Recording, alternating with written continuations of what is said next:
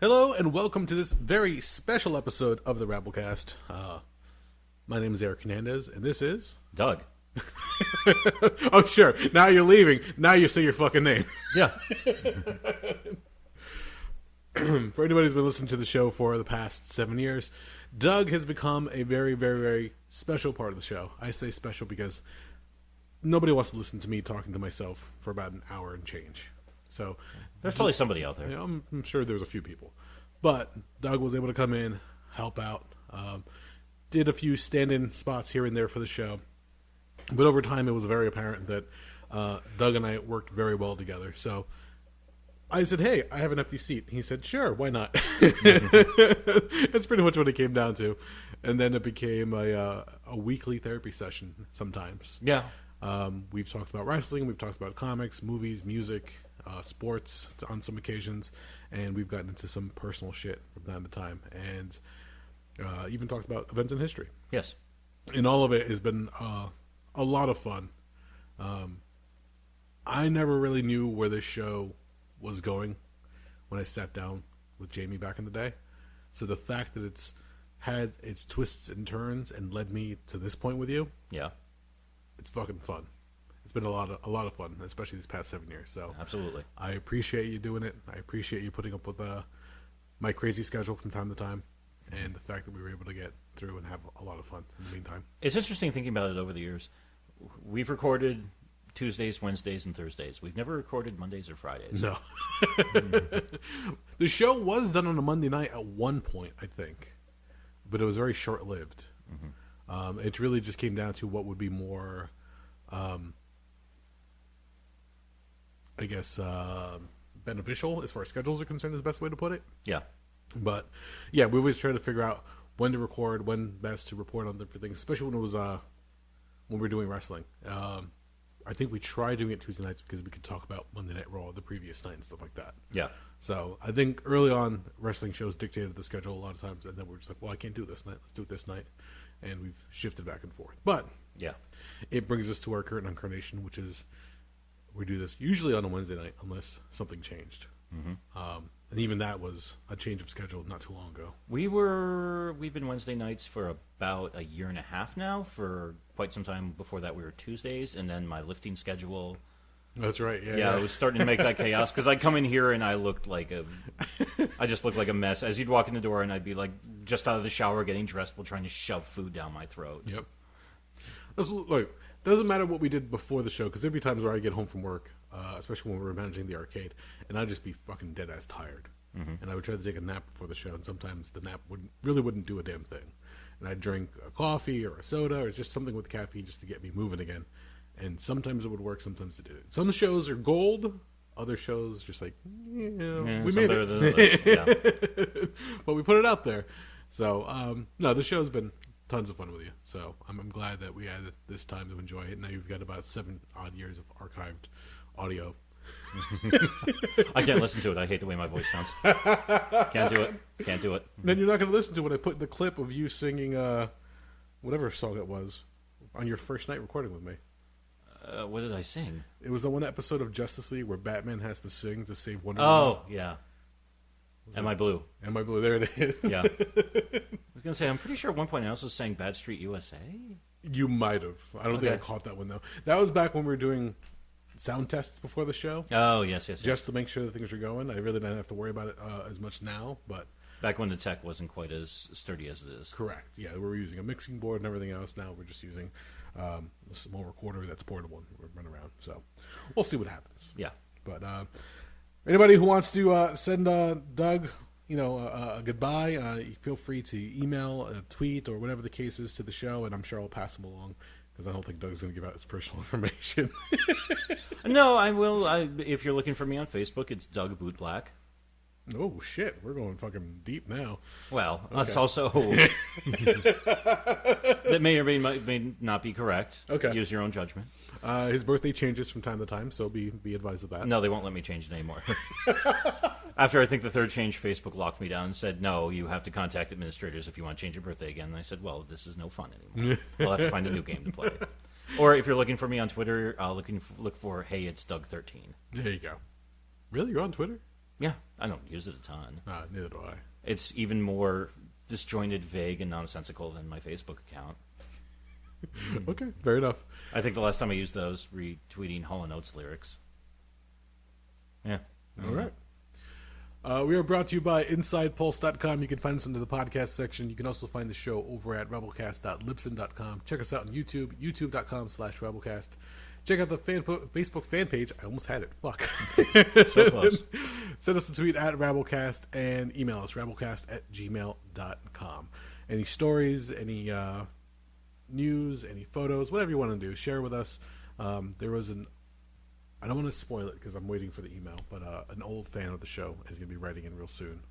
He mentioned, and he wants to give his thoughts on the show because apparently he still listens, which is really, really cool because anybody who's been listening to the show for a long, long time, he was a regular contributor when we were doing the wrestling shows.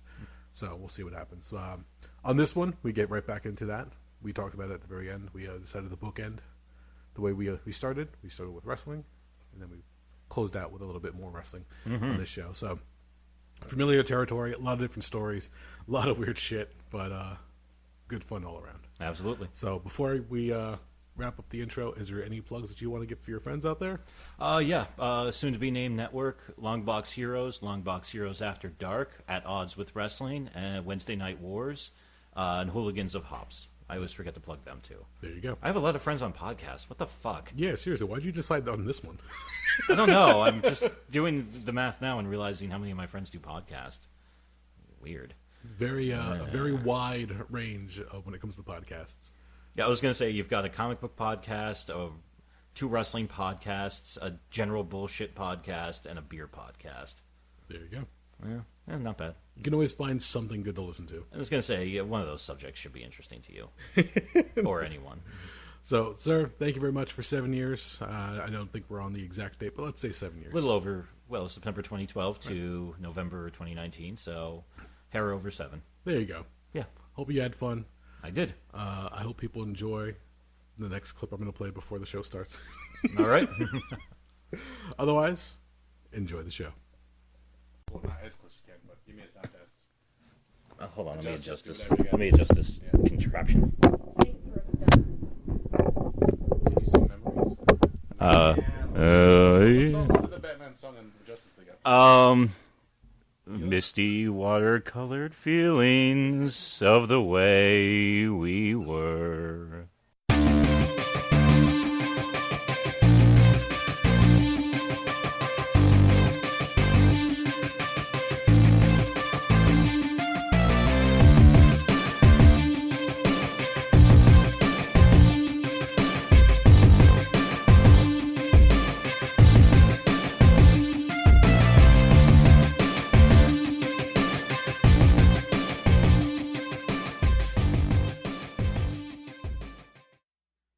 Tonight, on this final Doug night, I guess you can call I it, was going to say on a bitter November evening. we're going to try a little experiment. We're going to see how long the poison takes to affect your coffee. You couldn't have done this like 5 years ago. No, it's your last night. I figured if you're going to leave, fuck it. Ass. No, You let me get old and ugly before I died. I could have died pretty and young. I figured last night, have a little caffeine, see what happens. It'll probably affect the show in some shape or form. I don't know. All right, we'll find out I soon. haven't had a coffee in a couple of weeks because, like you, we've talked about this previously. I've been recently out of work, Yeah. but in a good way. Yeah. So I've been busy other ways. So I have not made my usual routine trip in the mornings to the local coffee shop. But now, why not? Yeah, I've been doing the same thing. I've been drinking maybe 1 or 2 cups a week when I actually feel motivated to stop and go get a cup of coffee. So when I do have coffee now, it kind of... Actually, it doesn't even make me... how can I describe it on Saturday when I had a cup of iced coffee? I wasn't fired up. I just felt weirdly on edge. Kind of like jittery? Yeah. Okay. Yeah, it's like, fuck, I need a cigarette to take the fucking edge off right now. After the first few days, I had those weird withdrawal headaches from caffeine. Well, how much coffee were you drinking a day? Not much. I would probably just have, at most, It depends. If I got little to no sleep the night before, I drink a large cup of coffee. Okay. If I felt fine, no problem, it usually was just a medium cup. Okay. I tried experimenting with some. They now have stevia sodas. They call them Zevia. They try to give them like different flavors, like cola, Dr. Pepper, and raspberry. They don't taste anything like those. Oh, shit. But they're not bad. They're actually pretty good in their own right. You just have to forget about what regular cola tastes like. You're not going to look. If you're buying this, you're not going to get a Coca-Cola. You're not going to get a Mountain Dew, whatever the case they have. It's different flavor. It's a stevia flavor that you're getting. But every now and then I noticed that if I drank one on the way home, especially on a long ride, it would wake me up. I would actually be fine. Like, all right, good. And maybe I can switch over from coffee, whatever the case is. But in this case, I was like, all right, let's try this, see what happens. And after a few days, I'm like, not bad. That's the post-shower piss. What's going on back there? I don't know why the shower, when you turn it on for a few minutes, to pull the curtain back a little bit. We were getting ready to start recording. We heard something that sounded like mice or rats or squirrels or chipmunks or who the fuck knows coming from the bathroom, which is really weird because we're in a basement. Something small with claws was scratching at the wall. Yeah, so my theory was, well, if it's in the drainage system, which it's probably not, it's probably in the subfloor, and if it's anywhere, which you are correct on, I turned on the water to let it go and maybe flush it out if it was coming up that way. But what happens is, for reasons I've never fucking fully understood, after taking a shower, sometimes it'll just fucking run like that. I'm not sure what's pushing it out through the system, what it is. I doubt anybody could hear it, but it definitely threw us off. Like, what the fuck? Yeah, it just does that periodically. I've never figured it out. In 2.5 years of living here, I have no fucking clue. So, let me just say, it's interesting looking around now. You have mentioned this before. You live a very Spartan lifestyle, I believe you called it, right? Generally speaking, yes. So, you normally don't have a lot of things out. No, things give me anxiety. Yeah. So, I came down here. It's very, very apparent that you've taken stuff down, you've taken things, put them in boxes, and you're pretty much ready to go. You've got pretty much essentials out. Well, the funny thing is, just by taking down 1, 2, 3, 4, 5, maybe 6 things hanging on the walls, it completely makes this place dark and uncomfortable as hell. Yes. Which is why I realized when I walked down, I'm like, the fuck happened? Oh, the first day when I took down the Friday the 13th poster, the Taxi Driver poster, and my Hieronymus Bosch print poster, who the fuck am I kidding? I immediately looked around and said, I don't like it down here now. It feels so just empty and cold. Like, it was already kind of cold, now it's really cold. Yeah, I mean, you breathe some life into it, but like you said, you don't like to have many things. So, with just that few changes, it's just like, kind of awkward now. Oh, yeah. And the worst part is going to be when you actually take all this stuff out. I'll never forget when I came here with Holly and the realtors in late April, early May of 2017, when she was going through the house buying process. And we're looking at the basement. We walked down here when there was nothing in here at all, when it was empty as empty could be. Yeah. And the echo in here was just mind-boggling. Yeah, it almost like it bothers your ears to a certain extent. Yeah, because it's just so much. I never actually figured out the square footage. It's probably going to be at least 1,000 square feet in here, maybe 900. Okay. No, that seems high. 700 or 800, I'd say. Okay. Based off old apartments I've had. I'll go on your estimation, but yeah, no, it's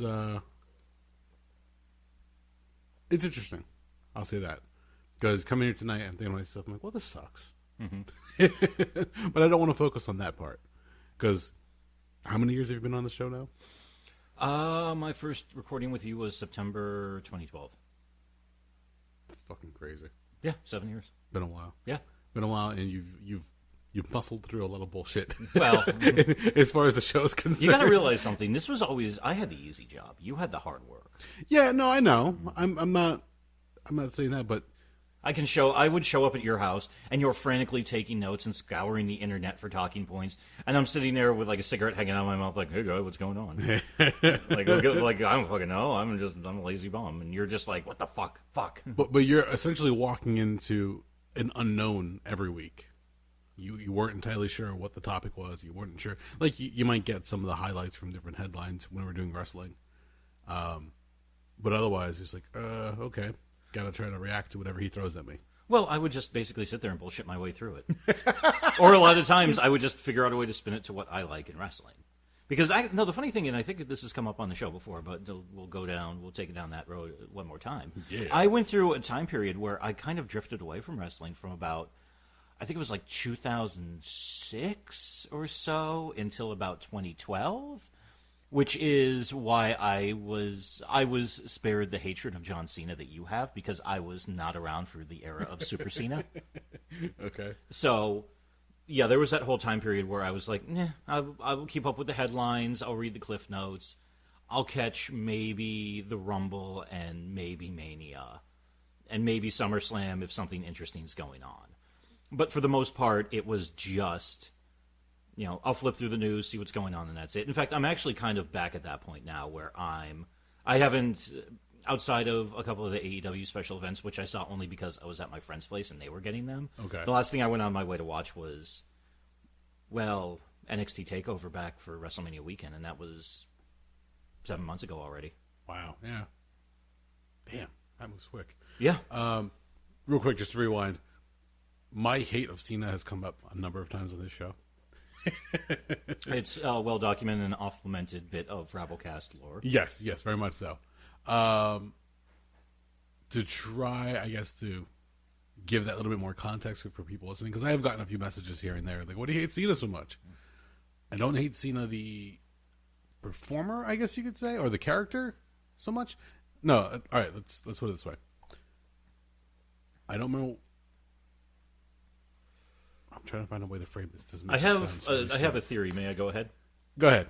So, and what I think your hatred of John Cena is, and I know a lot of other people feel the same way, was Vince came out of a period, Vince McMahon, of course, not Vince Lombardi, where he came off of back-to-back 2 stars that broke records and transcended wrestling in the form of Steve Austin and The Rock.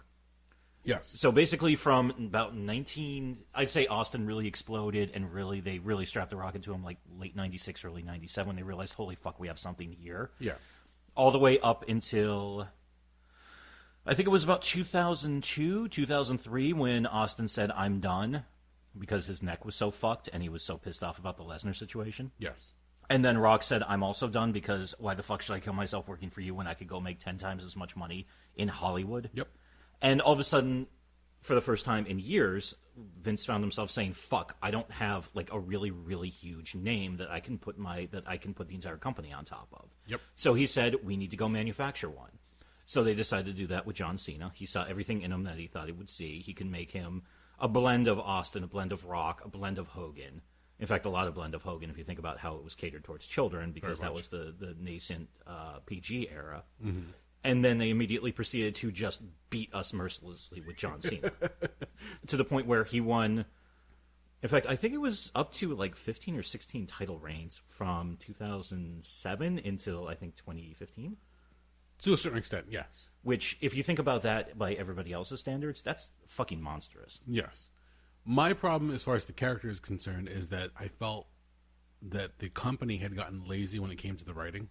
Mm-hmm. Rather than try to push somebody else into a spot that could give them more exposure and expand their credibility in terms of the roster, they just kept going back to Cena. I can't remember which Royal Rumble it was, but John Cena was the surprise entrant with the car, skidded out and came into the arena, and then all of a sudden his music hit. I'm like, oh, fuck, really? Come on. I think that was 2008 because he was coming back from an injury. Yeah. And he was in the midst of a Triple H feud, I think. And everything was, was set up well. It was a very exciting night. Everybody has their opinion when it comes to the Royal Rumble, but it was actually fun. He comes in, and she's like, fuck, here we go. All right, this is going to be pretty much paint by numbers. Yeah. But my main gripe with Cena is really the guy behind the scenes. Vince? No. Cena himself. Oh. It's the bullshit that he tries pulling with other people and within the company. To a certain extent, it's politicking. To another extent, it's some of the personal choices he made. Now, I really can't give him shit. I mean, everybody lives their own life.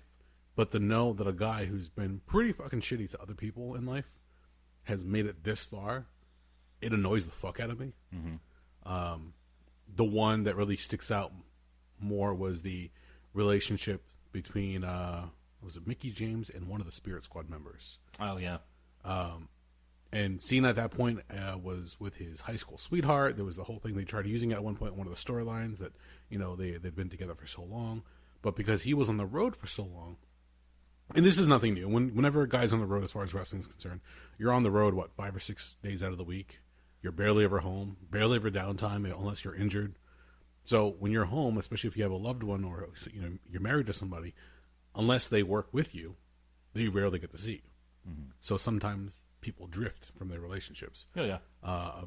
Eventually, his high school sweetheart wanted to get separated, and there was a whole nasty thing with the divorce in the house, and it was brought up a couple times on WWE television, but they tried keeping it quite otherwise. Huh.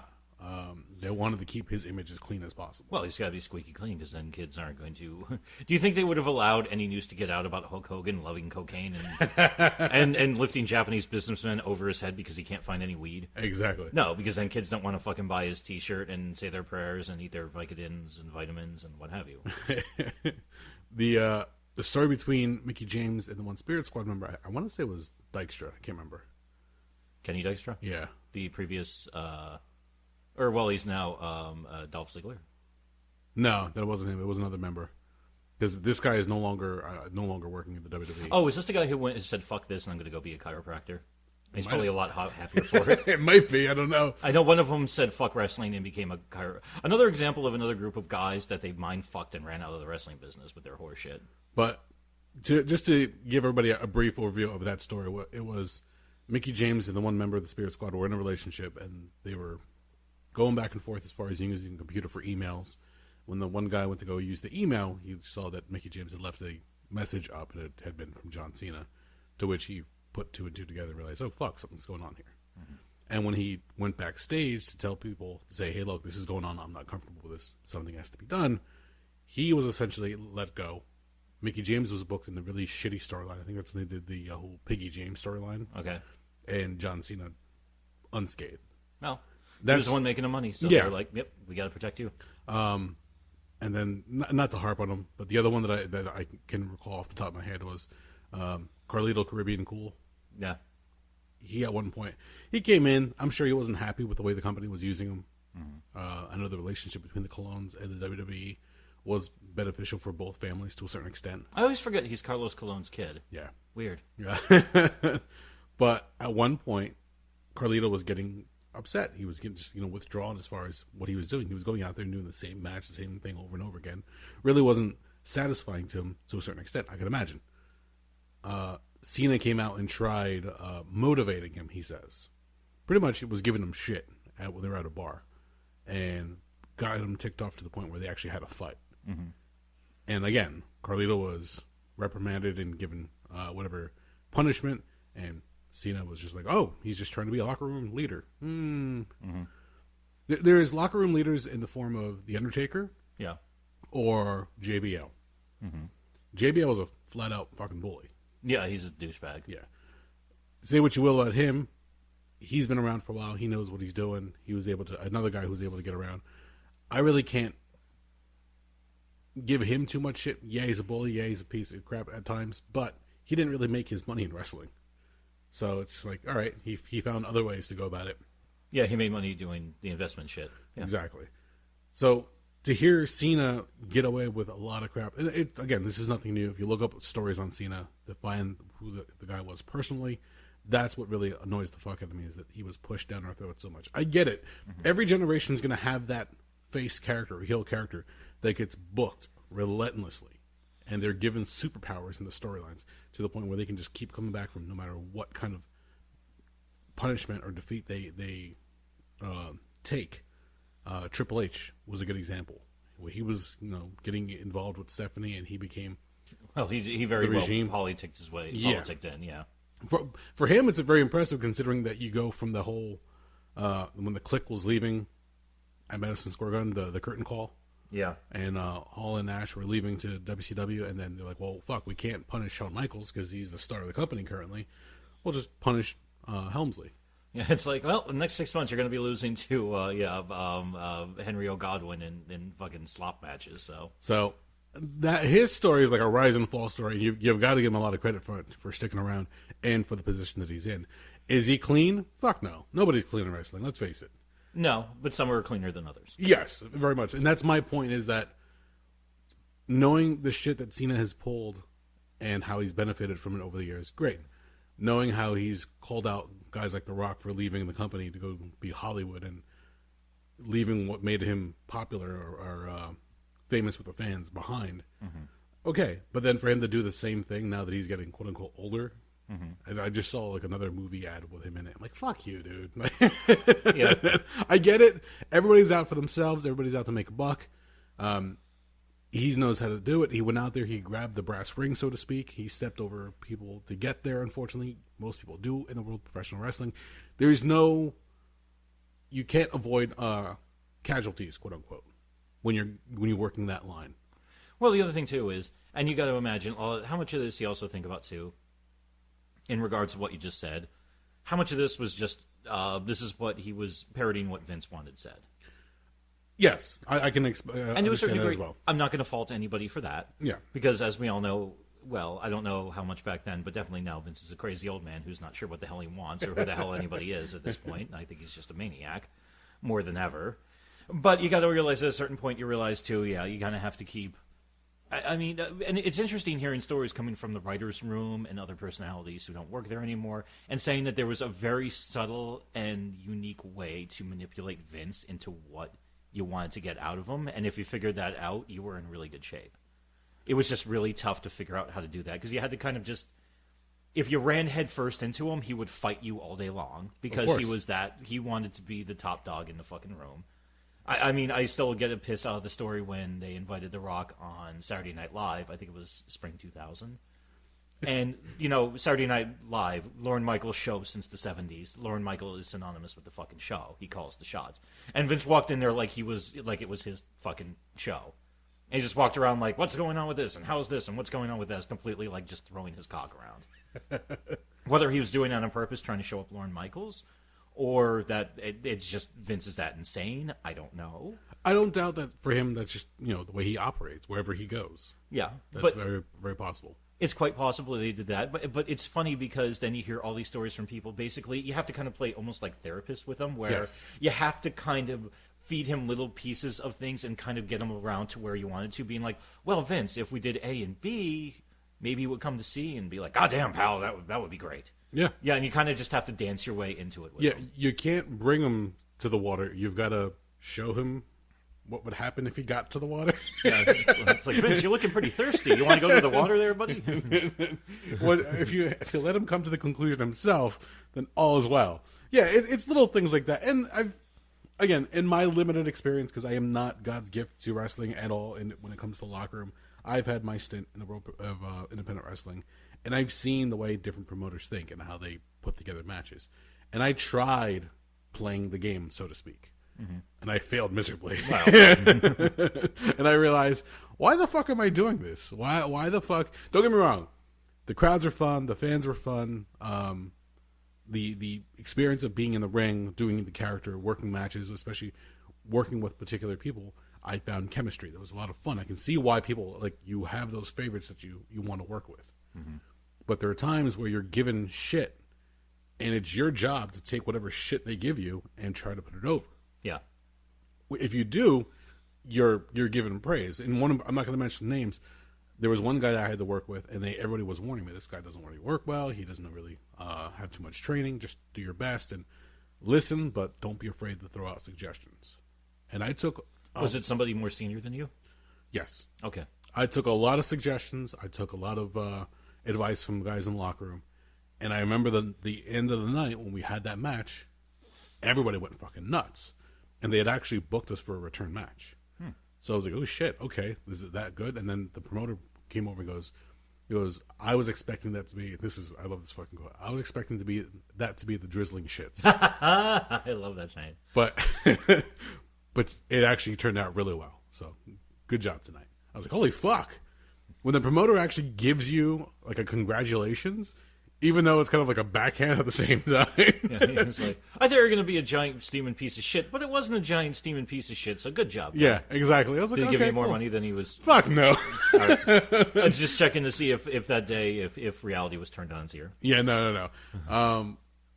So when stuff like that happens, it's a lot of fun. But it's just, I realize, one, you're beating your body up, and I'm a little bit older than some of the guys that I was working with. How I was keeping up with any of those guys in any capacity, I was quite surprised. But after a while, the wear and tear. Thankfully, I didn't leave with a bad back or bad knees or too bad of a head trauma, whatever the case was. I know I got my bell rung a few times, but by the end of it, I said, you know what? I want to go home. I want to spend time with my family, especially since we were having kiddo not long after I had stopped. I figured just focus on things that are more important rather than trying to play games on the weekend and through phone calls and texts. Because if that's what I wanted to do, then yeah, I would plow through it and try to be the best that I could. But at the time, I was like, it's not really my main goal right now. This was fun while it lasted, and I gained a few milestones here and there. So I'll take what I was able to achieve and just call it a day. But otherwise, I was like, all right, let me just step back and see what's going on.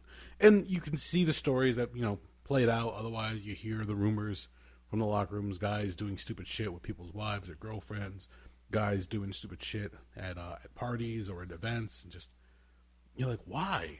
Mm-hmm. I understand trying to get over or push yourself to be in front of the people, but after a while, it's like, it's not really. There's only a few wrestling companies that I worked for where I was like, you know what, I wish this was the norm. There's a lot of respect, there's a lot of camaraderie, but after a couple times, there are other places just like shitholes. Yeah. And again, not naming names because I don't want to try to, start any crap with anybody, but... Well, we're in New Jersey, the land of independent wrestling. That's true. On any given weekend, there's, 5 to 10 indie shows going on between, from North Jersey down to South. Yeah.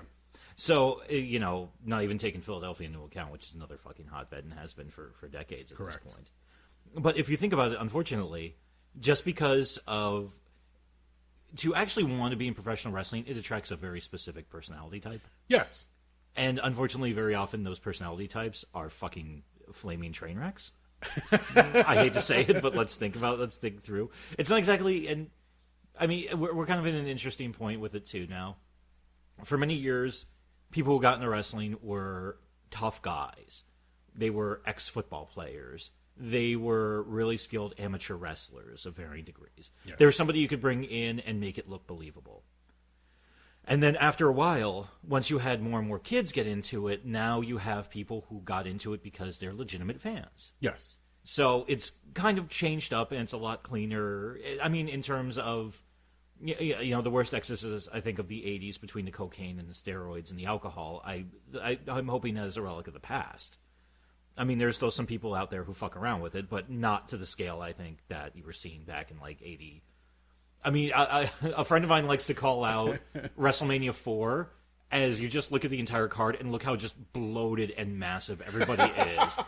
Yeah, if you prick them, blood wouldn't come out. Straight Diana ball would just start oozing out of them. Yeah. I mean, you go back and look at Don Morocco at that point. He just looks like a fucking a Jabba the fucking Hutt. Yeah. Or Ken fucking Patera. And at that point, it's even more terrifying because he'd slimmed down, but he was also a fucking powerlifting monster. Anyway, getting back to the point.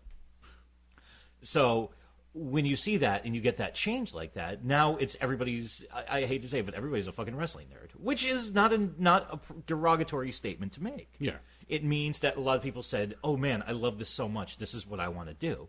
It's weird to say because you have people now who are getting in to not just Performance Center, who are already in NXT, who are already starting to get their way to the main roster. These were people who were growing up during the fucking Attitude Era. Yeah. Which is so insane to think about in terms of age. And to get back to what I was saying about Cena as far as the shit that he pulls in his personal life, don't get me wrong. Like we said before, nobody's clean. Others are cleaner than other people as far as names on the roster are concerned. Stone Cold Steve Austin had his problems. Oh, yeah, he beat the shit out of his second wife. Yeah. Drinking, domestic abuse. He liked pills, but also... And I'll give him a bit of a fucking mulligan on that one because, yeah, also his neck was fucked. The Rock had a few issues as well. Attitude. Later, as far as his movie career is concerned, the woman he was married to, apparently he committed adultery, whatever the case was. That's not really talked about. Why? Because he's a big star. You want to try to keep that PR image clean. And I get it. Again, I'm not doing this to to air out anybody's dirty laundry. And then you got Hulk Hogan, who has a fucking laundry list of shit because he's been around the longest. Out of the stars, he's got a whole bunch. If you just look up why people don't like Hulk Hogan, why they have a certain dislike of him. There's a lot of shit as far as his politicking, the way he picks favorites, the way he never really put over anybody clean. I mean, you can just... His feeling about black people. I wasn't going there, but his feelings about Bubba the Love Sponge's wife. There's a lot of different things. In fact, you were mentioning before how you drifted away from wrestling around, was it 06 you said? Yeah, like 06, 07, I kind of was like, nah, I'm kind of cool right now. I've kind of drifted, since we've switched over to doing this style of the show, I've drifted away from wrestling. I slowly but surely stopped watching Raw as much, slowly but surely. Like SmackDown pretty much became an afterthought. TNA, for as much as I was rooting for them for the longest time, I've let that fall by the wayside. Pay-per-views I watch maybe here and there. If a friend comes over and goes, do you know such and such is on tonight? And I was like, well, fuck, no, I don't. I don't even know who's on the roster at this point. Yeah. But something I've been catching myself doing in recent nights, especially the past couple weeks, I'll watch YouTube instead of regular TV now. Me too. So I'll throw it on in the background. Whether I'm editing, doing chores around the house, I'll watch different videos. Jen and I will watch different things, different interests. But I've been going back to wrestling videos from different groups. Obviously, Botchamania is very entertaining. Oh, a long, wonderful legend. You just let that fucking run in the background left and right. You get some funny shit. But a few other ones, I don't recall some of the channels, but I was watching, more specifically, for the first time ever, I watched the mass transit full video. Oh, yeah. Oh, yeah. And I found myself fucking cringing in my chair. That's not an easy watch at all. But I'm going back and looking at different points in wrestling. Points that I enjoyed, obviously, so I'm pretty much playing the hits. But there are a lot of channels out there that do retrospectives, and they give you a rundown of what these people did or what their careers were, where they started, where they ended up. I watched a retrospective on Sting. I watched the whole Summer of Punk, the formation of the NWO, Mass Transit at one point was one of the things that I watched. And I'm just like watching all these different clips to just try to figure out where I fell in and out of love with wrestling. Okay. I don't ever recall Hogan showing up in WCW.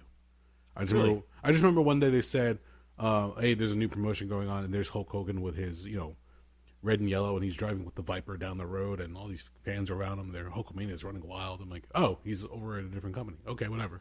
Yeah, because that was like late 93, early 94. He jumped to WCW. Yeah, and I really wasn't paying attention at that point. Okay. There was, for anybody who hasn't heard, when I was growing up, I disliked any kind of wrestling because my brothers were into amateur wrestling, and I was being pressured into joining the team when I got older. I've talked about it before, where the coaches were pretty much singling me out and saying, "Oh, there's the next Hernandez, and we want him on the team." And like, no, you're not getting me.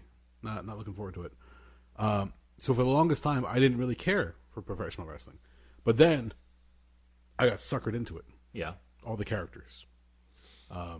It was the era of like Doink the Clown, Duke the Dumpster Drosy, the Repo Man, and stuff like that. Oh, and it was super cartoony. Oh yeah, yeah.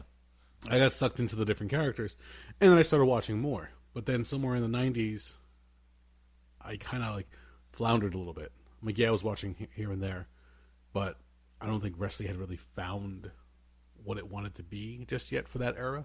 Yeah, there was that massive transition going on at that point. It was going from child-oriented into a couple of different factors came together and forced the Attitude Era to be birthed. Yes. When we got to the point of, I think that the best way I can describe it is when Shaquille O'Neal did that promotion with WCW, that's where I got some interest into WCW itself. That's where they brought him in for, I think, a referee position at one point. I'm trying to remember when that was. That would have was been like 95. Around that time, yeah. Yeah. Because I remember we were talking about it at school, and my brother, who's a huge Shaquille O'Neal fan, especially when he was playing back for the Orlando Magic, was all about, like, oh my God, this is happening, we should check this out. So we watched a few shows here and there leading up to it. I don't think we ever got the pay-per-view itself, but we watched the highlights after the fact. And that's when I started getting back into it. I'm like, oh, this is happening. And then The Outsiders came. And then shit just got real. Yeah, that was when the lines very much blurred. as real as you can get for a scripted TV show. Yeah. Because the entire idea that these two guys, they used to be Razor and Diesel, come over, but they're not using their names. They're not saying who they are, but the fans know who they are. Yeah. And then eventually they have to like drop some of the mannerisms here and there, even though Scott Hall kept doing the toothpick, kept slicking his hair back. I mean, that was his look. That was who he was. And then after a while, it just became this whole thing. And then the storylines started evolving, and there was long-term booking and all this other stuff. I'm like, all right, this is getting exciting. And then there was the competing between WCW and WWE.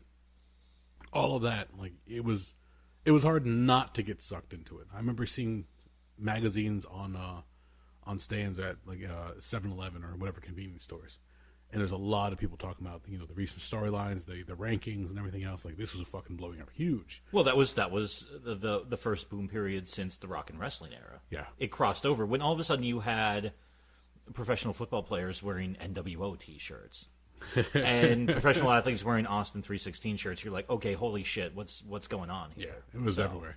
So with that in mind, I was like, oh wow, this is really interesting. Okay, and that's at a point where I fell in love with wrestling. That's probably what really sparked for me to want to join independent wrestling. So like, oh, this looks like it'd be fun. This looks like it'd be exciting. And for the time that I did it, I probably did it for a little under 10 years. Yeah. I learned what happened behind the curtains. I learned a lot of different things. I had a crash course in the professional wrestling. I mentioned that I didn't go the traditional route of going to a school, then getting in. I became part of the ring crew. Paid my dues that way. Brought in the ring, set it up. There was time before the show. You'd train or work out, whatever you could. Learn a few points from here and there from different guys. I had a number of different trainers, a number of different people, some veterans, some local guys, and eventually just worked my way onto the shows. But it was weird, just seeing the way it all worked behind the scenes, seeing how things were broken down, seeing how things were determined, how at the drop of a hat, like, people would just change the outcome of a match, or if somebody no-showed. My favorite was the last show that I was on. Was it last April? No, I was asked to come back for a reunion show. We talked about it briefly. I think it was CCW. I had a great show. Did a reunion battle royal. The main guys on the card were supposed to be two members of the Spirit Squad, funny enough. Yeah. And when they got there, they looked, as soon as they walked into the quote-unquote locker room, they look at the paper that's on the wall that gives you the rundown for the night. Yeah. And they see where they are on the match. And they said, oh, we can't be on last. What do you mean you can't be on last? You're the main event. That's how it was booked. You knew that coming in. And the guys are like, yeah, we got other commitments. We have to be on first. We have to get out of here. And the promoter just looks at them and goes, it's not happening. And the one member of the Spirit Squad goes, well, fuck this, I'm out. And just left. I'm paraphrasing. I don't know the exact conversation, but it was what we heard after the fact.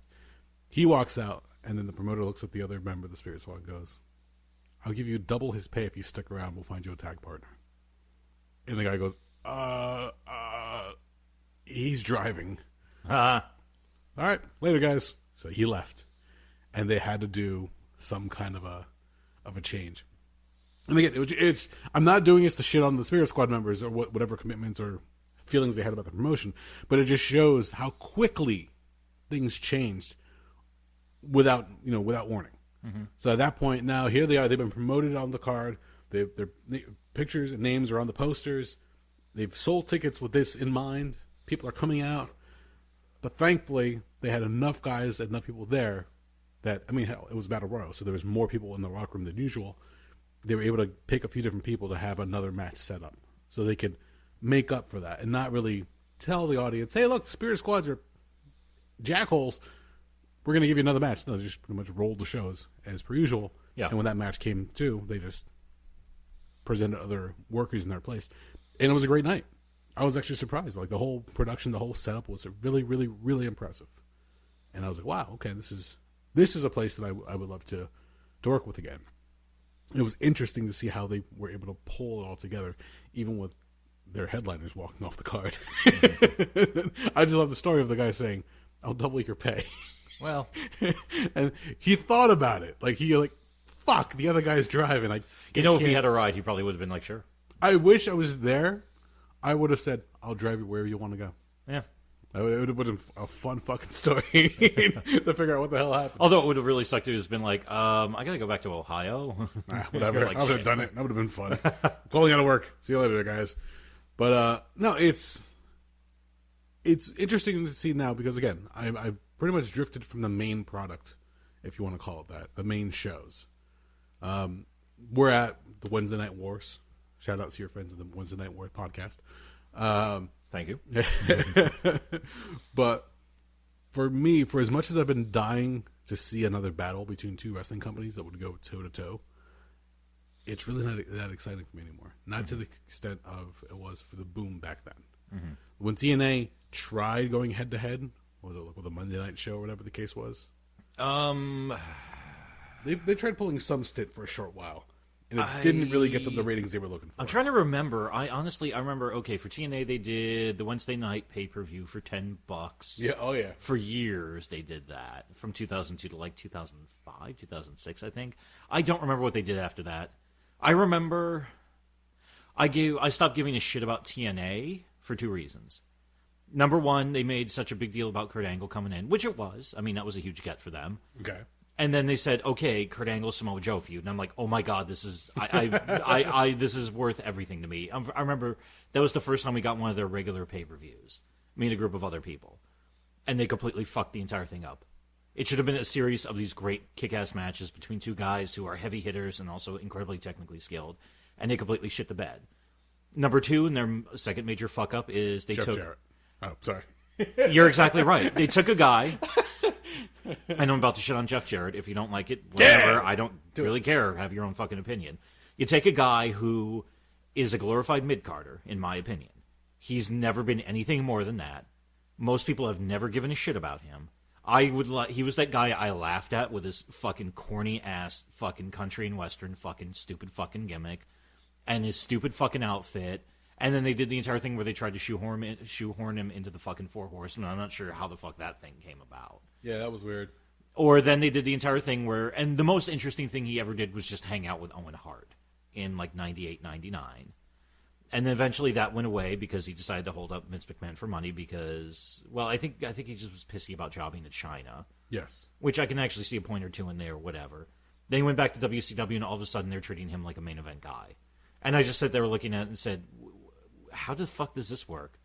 Like, I'm sure part of it was just because Jerry Jarrett was so powerful during the Territory era.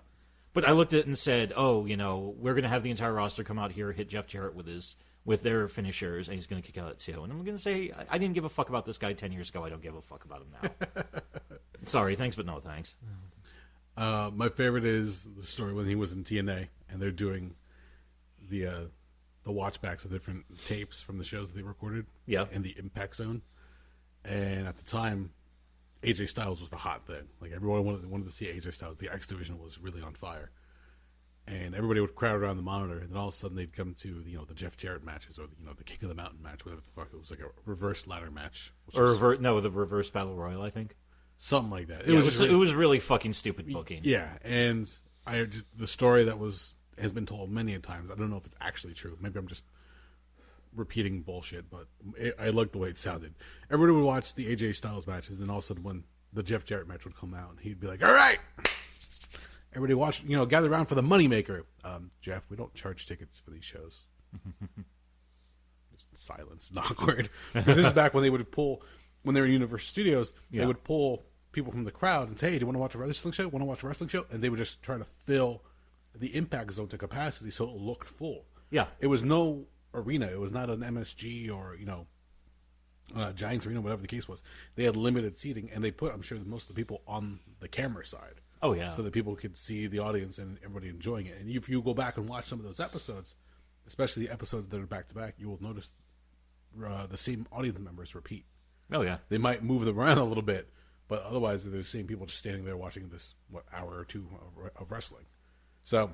And in fact, I think they were even giving them props of when to cheer, when to boo, when to applause, and stuff like that, too. I believe early on, yeah. Yeah. Because a lot of them were not wrestling fans. They were just like, well, we're here in an amusement park. Might as well go check this out. It kind of reminded me of whenever you boot up a wrestling game. Yeah. And you look at the crowd in the game, and they're just standing there with the sign that keeps going up and down. They're wearing the generic T-shirt for the company and stuff like that. Yeah, you have like some person just going doing like just arms, shooting their arms out. Yeah, it's just very repetitive. And you're just like, is that guy's getting tired or what? What the fuck's going on? But yeah, that's what it came down to. And don't get me wrong, TNA in their infancy tried to make it work. They had a huge uphill battle. The fact that they're even still operating blows my fucking mind. Like, where is the money coming from? But they must be doing something to a certain extent because they still have shows. They've jumped around from different TV networks or different TV channels. They're trying their best.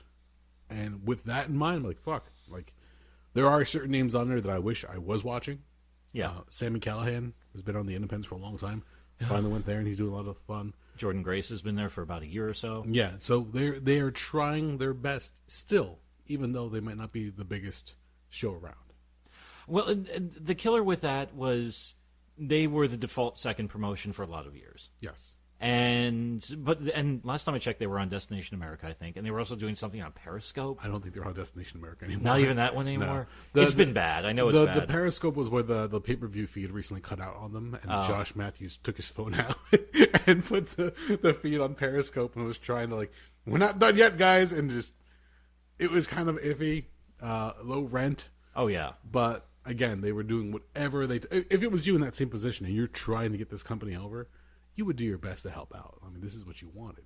Yeah. If you want to walk away, you walk away. But it's just funny to think about at one point how much they actually had good talent at one point in time. Yeah, they really did. I mean, at one point in time, you had Booker T, you had Scott Steiner, you had Sting, you had Abyss, you had AJ Styles, you had pretty much a lot of guys who were doing that double duty between Ring of Honor when they were in their really that golden era. Yeah. You know, we're going to go work at TNA. We'll do that once a week. We'll go down to Florida for that taping. Then we'll go back and do wherever Ring of Honor shows are on the weekend. And that's kind of the jerk-off show where we get money and TV exposure. Then we'll go do the real wrestling at ROH. Yeah, pretty much. And, you know, good for them. I mean, it gave them a chance to really get around. I mean, that's when, you know, Alex Shelley and Austin Aries and Low Key and all those guys who made up the fucking X Division that were fucking fantastic. When you have a guy like Jeff Jarrett, who is just obviously booking himself in the main event, into title matches, and it irks me. That's like, I mean, Vince has done it himself. Where he books his family into winning titles and championships, or at the very least, always saying, "Well, we have to have a McMahon on this show. Yeah, this is what the people want to see." But to go from Jeff Jarrett, you would think they would learn their lessons, but they didn't. They said, "Oh, look, we see money and we see ratings. Let's bring in Hulk Hogan," and that was another era of wrestling for TNA that. I think started signaling their downfall. Yeah, that was really fucking stupid when the Hogan Bischoff era just didn't make any. They were hoping that Lightning was going to strike twice and they could recreate whatever magic they had in WCW. Which, don't get me wrong, Eric Bischoff, for as crazy as he can be, had some good ideas at certain points. The whole NWO storyline was pretty fucking massive. It also depends on when you ask him. To recall certain points, he changes his mind on different stories. Yeah, I'm not sure if he's just got a really bad memory or he's just selectively having a bad memory. No, I think he's being very selective. It just seems that way to me, at least.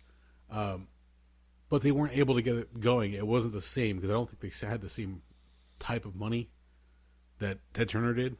Oh no! And Bischoff was trying to do certain things, and again, Hulk Hogan politic and wanting things his way. It could have been a huge, huge benefit for TNA, but all they were drawing on was nostalgia. All they were drawing on was the fan base of Hulk Hogan to try to save the company, essentially. And it worked briefly. Yeah. People were tuning in. People were watching. People were starting to say things. But whether it's good or bad, the internet really, really fucking hurt them. Because a lot of people were just voicing, like, this is bullshit, blah, blah, blah. I'd rather watch this and this. They would just tear it apart. Well, the problem was you're bringing in Hogan and Bischoff, who are also notorious for, we're going to do what we want. We're going to charge you an exorbitant amount of money. And if it doesn't work, we don't care. We still expect to be paid our exorbitant amount of money. Yeah. And if it didn't work, it's probably your fault because we're geniuses and we've made tons of money in this business. Even if their eras of making huge amounts of monies were 10, 15, 20 years before that. Actually, the single stupidest thing I think I saw from that entire time period was when they brought in Flair and they decided to make AJ Styles his protege. Yeah. And AJ Styles, here's a guy who doesn't drink, doesn't smoke, super clean cut, Christian, family guy. Not Family Guy like the stupid fucking Todd McFarlane show. Seth MacFarlane. Wow, way off on that one. Todd McFarlane's Family Guy would be interesting, though. Now I'm thinking about Todd McFarlane's Family Guy, and I'd watch that show. But I'm thinking about, he's a super clean-cut family man, and now he's supposed to be kind of like Flair, where, heavy drinker, partier, womanizing, shit like that. And It's like, this just doesn't... This motherfucker, when he's not wrestling or training incessantly, he's at home playing video games or hanging out with his kids. Yeah. Come on. Don't just fuck off. It's very similar to like when WCW, they would start off their shows with the cruiserweights. Yeah. And then you would build up to, to the main event guys. It gave you a lot of things. Like, they relegated guys to a certain spot on the card, but you got a variety of different people. Yeah. TNA just didn't really know how to mix it up. They faltered on how to book and expose their workers. And sometimes, especially if you're recording 2 to 3 episodes back to back, you're going to expect some kind of an injury to happen because you're working these guys overtime. Yeah. And again, if you're working these shows, you do 2 or 3 shots in a weekend, and then you go work on the independent scene, something's going to happen. Mm-hmm. So especially the X Division guys who are at a very high risk for injury, they were just putting their bodies on the line for very little benefit to themselves. Like you said, they can go to another show on the independent scene, make money, or go to Japan and make bank at that point. They can actually bring in the money, and like TNA would be the TV exposure. But it was weird to see how they were doing it. And the reason I watched and I kept reporting on TNA back then, I like an underdog story. Yeah. And that's what TNA was. But watching themselves repeatedly shoot themselves in the foot... That's why I gave up on them, because it's like, this is painful to watch. Yeah, it really became really, really hard. And then the different changes, and you saw that, when they were switching TV networks, I lost track as far as how many TV networks they showed. I couldn't even tell you where to find them without doing a Google search. At this point, I have no idea either. In fact, I think the worst part for me, and you're exactly right, you want to see this company just do something interesting and get somewhere. Yep. But they basically just made every stupid fucking mistake you could. Oh, we're going to take this person and we're going to push him to the fucking moon because his family's involved with running this place. Or we're going to take this guy who's a known pain in the ass in the wrestling business, who's going to ask for a lot of money and might not have great ideas, and we're going to put him in control of everything. Yep. Whether they did that with bringing in Vince Russo to book things, or the Hogan-Bischoff era, or whatever. When basically, if I had been in their shoes, I would have just looked at them and said, okay, what is WWE doing? We're going to do the opposite. We can't compete with them. We can't compete with their production values. We can't compete with their quality of product. They run an incredibly tight ship between Vince being an insane micromanager who has to know everything that's going on and doesn't mind working 20 hours a day. Yeah. And Kevin Dunn doing what he does. And all the production people and some people who have, their production people have worked for Vince McMahon for like 30, 40 fucking years at this point. Oh, yeah. But when you take all that and you wrap it up together, well, maybe not 40 years. He wasn't in business until 1983, 84, I think, when his father died. But you get the point. But you say, okay, well, they're in their PG era. Okay, what are we going to do? We're going to concentrate on having wild, violent brawls.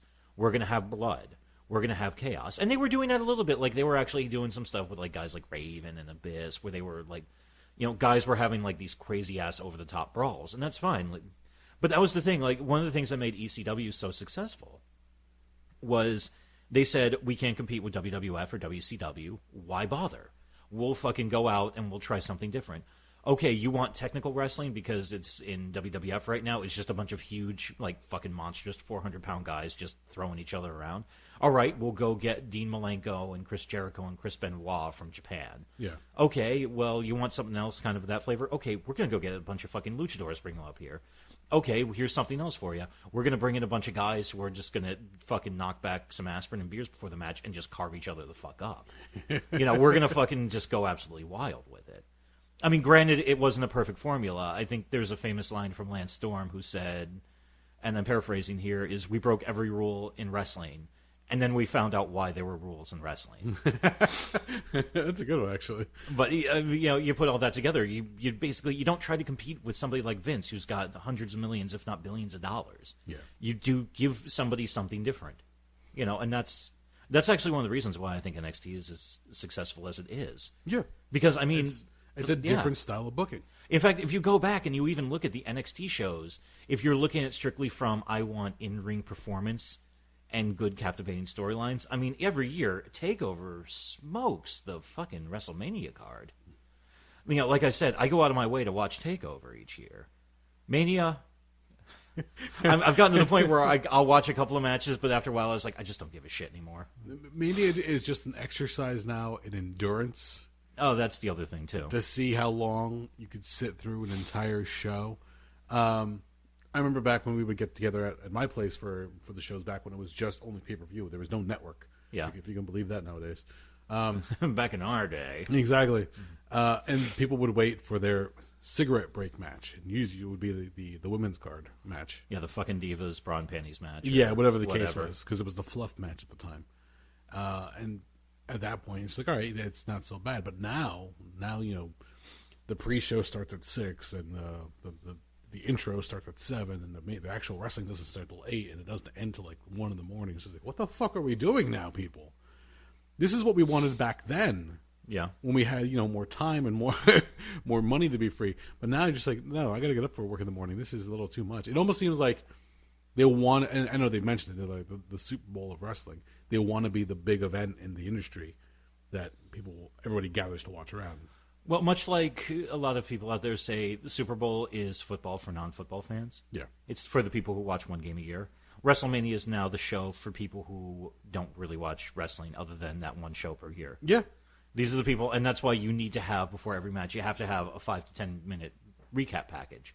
Because a lot of people tune in and be like, why is that guy with the weird hair fighting that guy with no shoes or whatever? You know what I mean? It's like a hobo match on the West Coast. Christ almighty, I'd love a fucking King of the Hobos match. No, but you're right. In that respect, it succeeded because it's very similar to the Super Bowl. But for the world of professional wrestling to be where it is, like, I get more of a kick out of the nostalgia right now. Mm-hmm. So I'll go back and watch these old clips. I watched one. It was like 10 things that Vince McMahon wants you to forget about. Yeah. And they give you like 10 very, very low points in the company where they do like different storylines or ideas. Katie Vick. Not on this particular list, but that one has come up in another one that I watched where people are like, what the fuck? That's more for Triple H than anything else, being that he did the deed on camera. But no, like the one where Trish Stratus had to bark like a dog. Yeah, that was pretty stupid. And if you look at it now, like today, if somebody were to show that in a replay on live WWE television, people are like, what the fuck's going on? What are you doing? Like, at the time, Vince had this light bulb idea, like, oh, let's do this. I'll have an affair with Trish Stratus. My wife will go into, like, some weird, like, comatose state, and we'll just have this big blow-off at WrestleMania. But then you fast forward a few years, like, Vince, that might not have been such a great idea. Well, there is a lot of things that happen, even 15 years ago in wrestling, that you look at now, and it's like, oh, let's just kind of like push that off to the side and bury that on the network. If you know what you're looking for, you'll find it, but let's not advertise this too well. That's the other thing that came up quite a bit when I watched a lot of these videos, because it's referenced where they talk about if you watch anything that's on the network for WWE, they now control wrestling history to a certain extent. True. So all right, very simple. If you go back and watch an ECW show, it's going to be different from when you remember it, because a lot of the music that they used back then was never paid as far as royalties are concerned. Well, no, they took the old indie route of saying, or territory route of, well, it's a small show, it's not being televised, who the fuck's going to know if we use that music? Exactly. So now that they're putting all that stuff back up for viewers of the network, they'll put in generic music. So there's a lot of editing that goes in place as far as that's concerned. But there are also certain points of certain shows that they'll edit out, because as far as PT is concerned, they're trying to eliminate the ultra violence, eliminate some of the more racy stuff, and they'll clip certain things in there. I think you and I had watched at one point the Psycho Sid breaking of his leg. Oh, I'm still pissed off we couldn't show that to Michael. I remember being legit pissed off that they'd fucking edited that out. Yeah, they removed the clip where you actually see his leg dangling by a thread in his boot. Yeah. And you're like, well, oh, fuck, we have to the internet. We had to find the actual clip. But it's things like that. Or if you have a match that's really, really bloody. So Vince McMahon versus Zach Gowen, the one-legged wrestler. Oh, yeah. That night, Vince bled for Zach Gowen. There's a one spot where he's like trying to lift his head off the canvas and blood's literally puddling underneath his head. I would imagine if you go back to watch that match, you're not going to see it in its entirety, or at the very least, they're probably going to throw a black and white filter on the whole thing to eliminate seeing blood. That's the thing I don't know, because there's some shows I found on there that are still relatively... well, it depends on whose material you're talking about. A lot of the non-WWE stuff... They kind of, once they got around any royalty issues with the music and the like, they kind of just threw it out there and said, here, it is what it is. Enjoy, don't enjoy. Because, the War Games matches from the late 80s, early 90s, those were usually pretty bloody affairs, but I don't think there was any clipping in those. No, I haven't watched any of those on the network yet. And that was the main reason I canceled my WWE subscription. Because I said, how many times am I going to watch Great American Bash 89 or War Games 92? They're great shows. But yeah, at a certain point I just said, okay, this is just, I'm wasting $120 a fucking year because there's nothing else on the network I'm going to fucking watch. But yeah, and I know what you mean, that allows them to scrub certain stuff. I do love the way that they list out, what was it? The main event for WrestleMania 20? They just listed as Shawn Michaels and Triple H participate in this three-way dance for the WWE Heavyweight title. It's like, what's that over there? Don't pay attention to Chris Benoit. The one that popped up, and I actually was guilty of this as well, only because I tried putting it out there. There's the backstage segment where Vince McMahon goes up to John Cena, and he's trying to be all hip, and with it, and he says, "Keep it up, my N-word," and he just walks off. And then Booker T and Sharmell are there, and Booker T does his usual bit of, "Tell me he didn't say that." Mm-hmm. I took that clip and I put it up, and I can't remember why I put it up on the YouTube channel at the time, because this is like the infancy of us using YouTube, mostly for the interviews that Mike was doing at the time. But I put it up thinking, all right, this would be funny. This would be something. Go out there and say, hey, look, Vince McMahon is not innocent of using these type of things, or words, or descriptions. He's done it a million times. I think it was a story of recently where R-Truth and somebody else, he brought them in for like a board meeting and pretty much had them dance in front of the boardroom. Oh, good Lord. Yeah, it was a weird story, and I put that up just as a goof. And I think like within 24 hours, I got shut down. YouTube was like, nope, you can't say that. You can't use that. They weren't defending him. It was just the fact that the word was used. Yeah. They said, no N-word, sorry. It's still in my library of clips. As far as YouTube is concerned, it just shows that it's blocked. Yep. So I laughed because not only did they show that in one of the lists that I was going through, but then they talk about how Hulk Hogan actually pointed to that specific clip and said, hey, look, Vince did it too. Mm-hmm. To which the company responded, not Vince, WWE responded, goes, yeah, but that was a skit, and those were characters, and that was played out for television. What you said was not a character. It was not a skit. It was real life. It was a reference to your daughter. Yeah. And let's face it, you're a fucking racist. Yeah. So, different story. But, again, fuck, everybody's fucking dirty in wrestling is really what it comes down to. I mean, the people... I mean, there are some people who are relatively clean. Yeah. Like Daniel Bryan's relatively clean. Yes. Okay. AJ Styles, I might not agree with the man politically, but he's relatively clean. Okay. Ricky Steamboat was pretty clean. In fact, being clean is one of the things that hurt him. His wife was pregnant, and he said, hey, I want to spend some time at home. And they said, okay, we're jobbing you out to the honky-tonk man, and go fuck yourself. But I mean, those, and I'm trying to think of somebody else, and I'm having a really hard time thinking of it, to be perfectly honest with you. No, because as far as it's a dirty world, fucking business. Yeah, it's cutthroat. It's dirty. Like, if you want to get ahead, you do have to step over people to get to where you want to get to. Yeah. If you want to make it to the stage of the Immortals, like, it's not easy. I mean, fuck, look at CM Punk. For the longest time, was trying to have that big main event match that he was being denied left and right. Why? Politicking. Yeah. They knew he could pull off the match. They knew he could do the job, essentially. he even said, "Look, make it a 3-way dance. It'll be Cena, Rock, and me. It'll be great. I'll just go in there and do a few things. You can, fucking just can me out of the fucking ring early on, and I'll be done. Yeah, I'll eliminate me in 2 minutes. Yeah.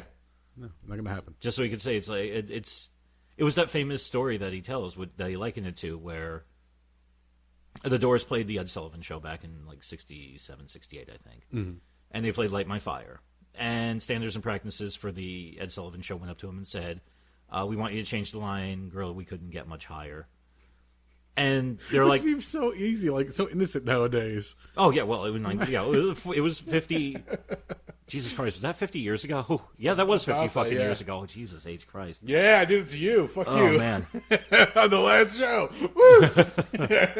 where they even said it's like, all right, fuck it, and they said, okay, we'll change it. But then they went out and Morrison was like, yeah, no, I'm not going to change it.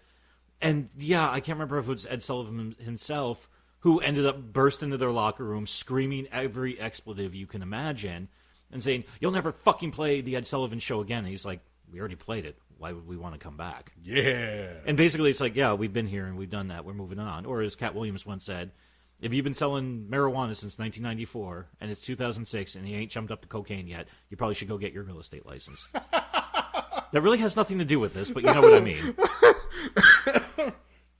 I wasn't expecting that. I'm sorry.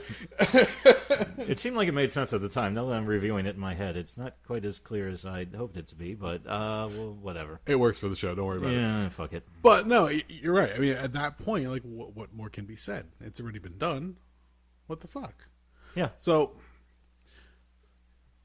really, what it comes down to is we're talking as far as wrestling is concerned. It's a love-hate relationship. Mm-hmm.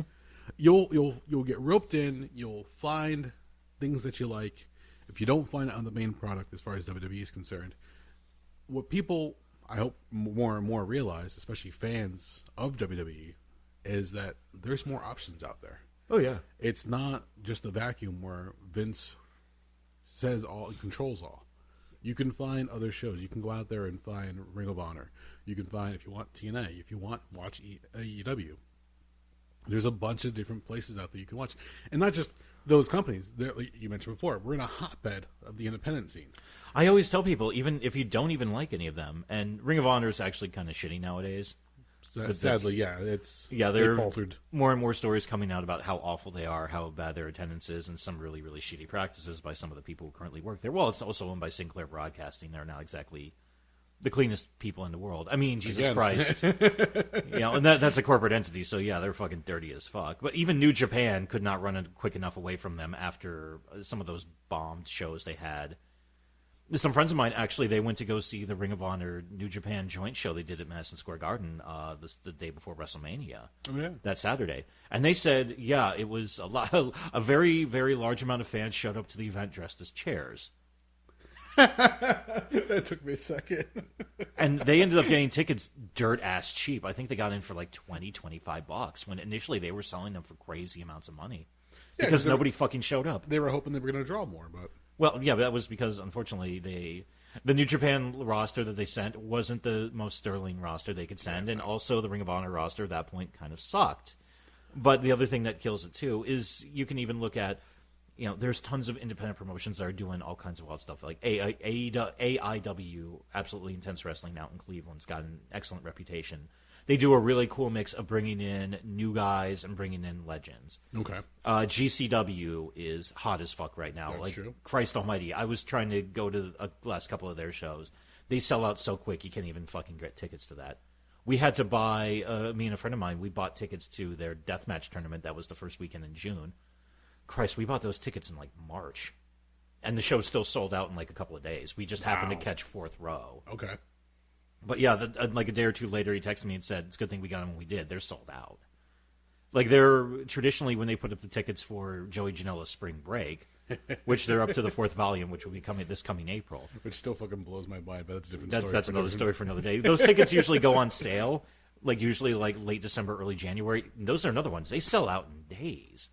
But yeah, that's what you have. I mean, especially all those different special fucking indie shows that pop up, and Blackcraft Wrestling's another one that's doing pretty fucking well. There's tons of indies all over the place, good, bad, and all points in between. Let me just take a second right now, because you mentioned Janela's Spring Break. I worked with Joey Janela when he was younger, in the early days in the independent wrestling. Yeah. I'm not going to say anything bad about the guy. He had a long road ahead of him as far as learning curve.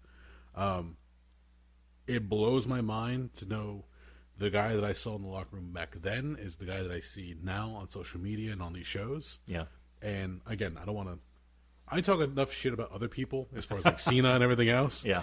The fact that this kid went out there and did what he did, and now he is where he is on the roster, especially for AEW and other shows.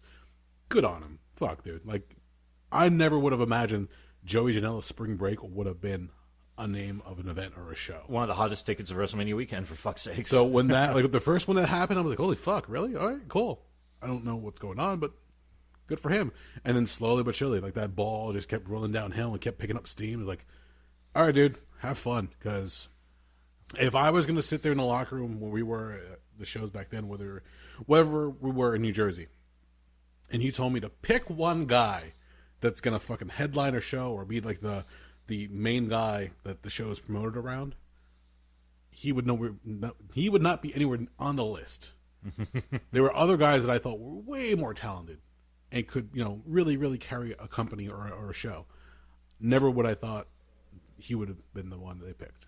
But they did. Yeah. And he goes out there and he performs, and say what you will about his matches, but he fucking made it. He got over, and that's the most important thing. So, good on him. Hope it keeps going for him.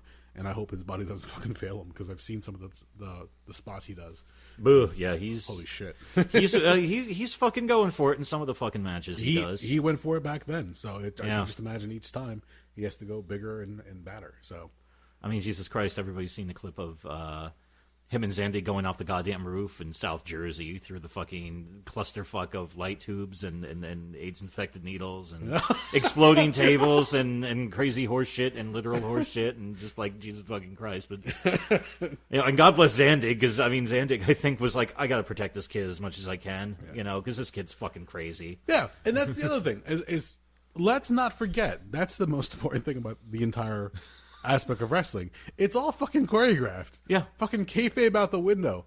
All these guys have to go out there. They have to work with each other.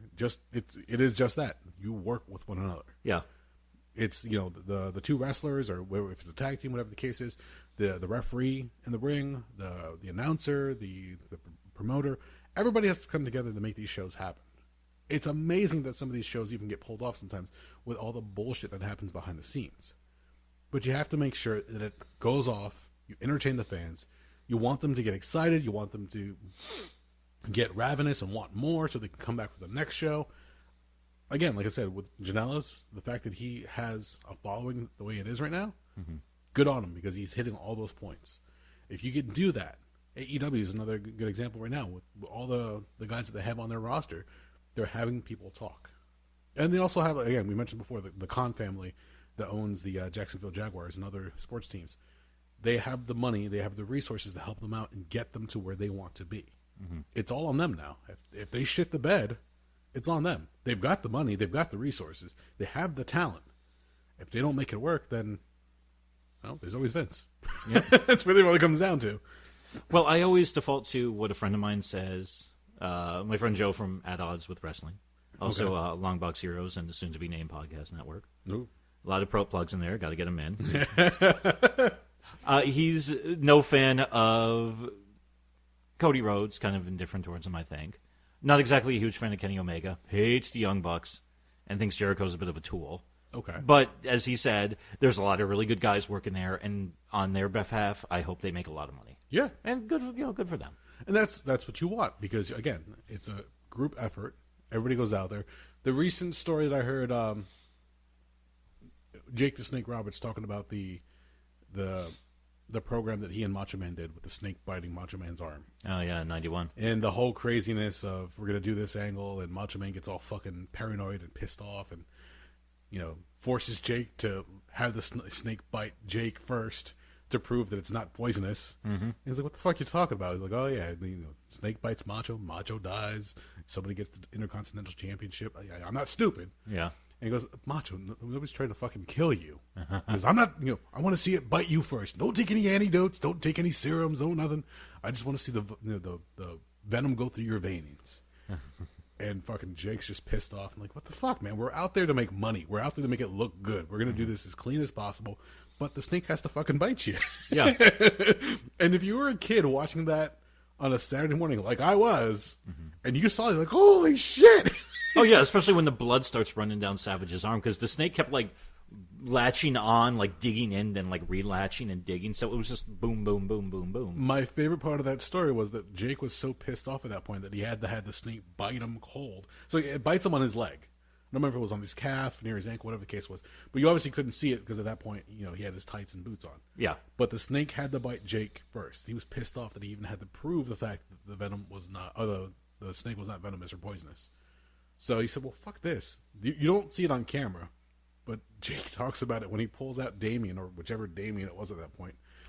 He says himself, to quote him, he paintbrushed the snake. He just like smacked it. Oh, yeah, the snake was super pissed. Just to piss it off. And when he went to go do it again, they like hissed at him and tried biting. Like, oh, shit. So at that point, he's just directing the snake Yeah. like a fucking garden hose going wild. Because at that point, he would even wear that, like, bite-proof glove that came up to, like, his elbow, I think.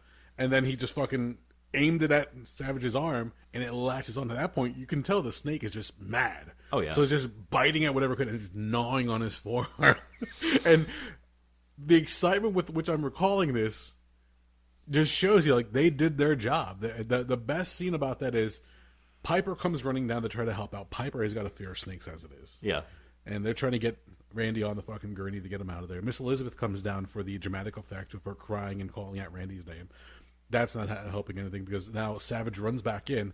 Mind you, snake, not poisonous, not venomous, but they play it up like crazy because when Randy gets back I thought in it the was ring, a venomous snake. They just milked the fuck out of it so its poison sacs were empty. they remove the glands. Oh, okay. And they injected it with like silicone so that it wouldn't grow back. At least that's what Jake says. I don't know. I wasn't the guy who did the fucking removal. Fair point. Okay. But when Randy runs back in to try to fight against Jake at that point, he goes to swing wild and just face bumps. And if you watch it, it's a great fucking clip because Randy like tries 2 or 3 times, he keeps falling, and eventually they pull him out. And my favorite shot of the entire thing, not even the snake biting his arm when he's tied up in the ropes. My favorite part is when Jake finally takes a knee in one of the corners and lets the snake sit there in front of him, and it's coiled, like it's sitting there in front, head up and everything, hood's fucking out, and it's hissing at everything, looking around, and it's a great shot. Like, you could not plan this better.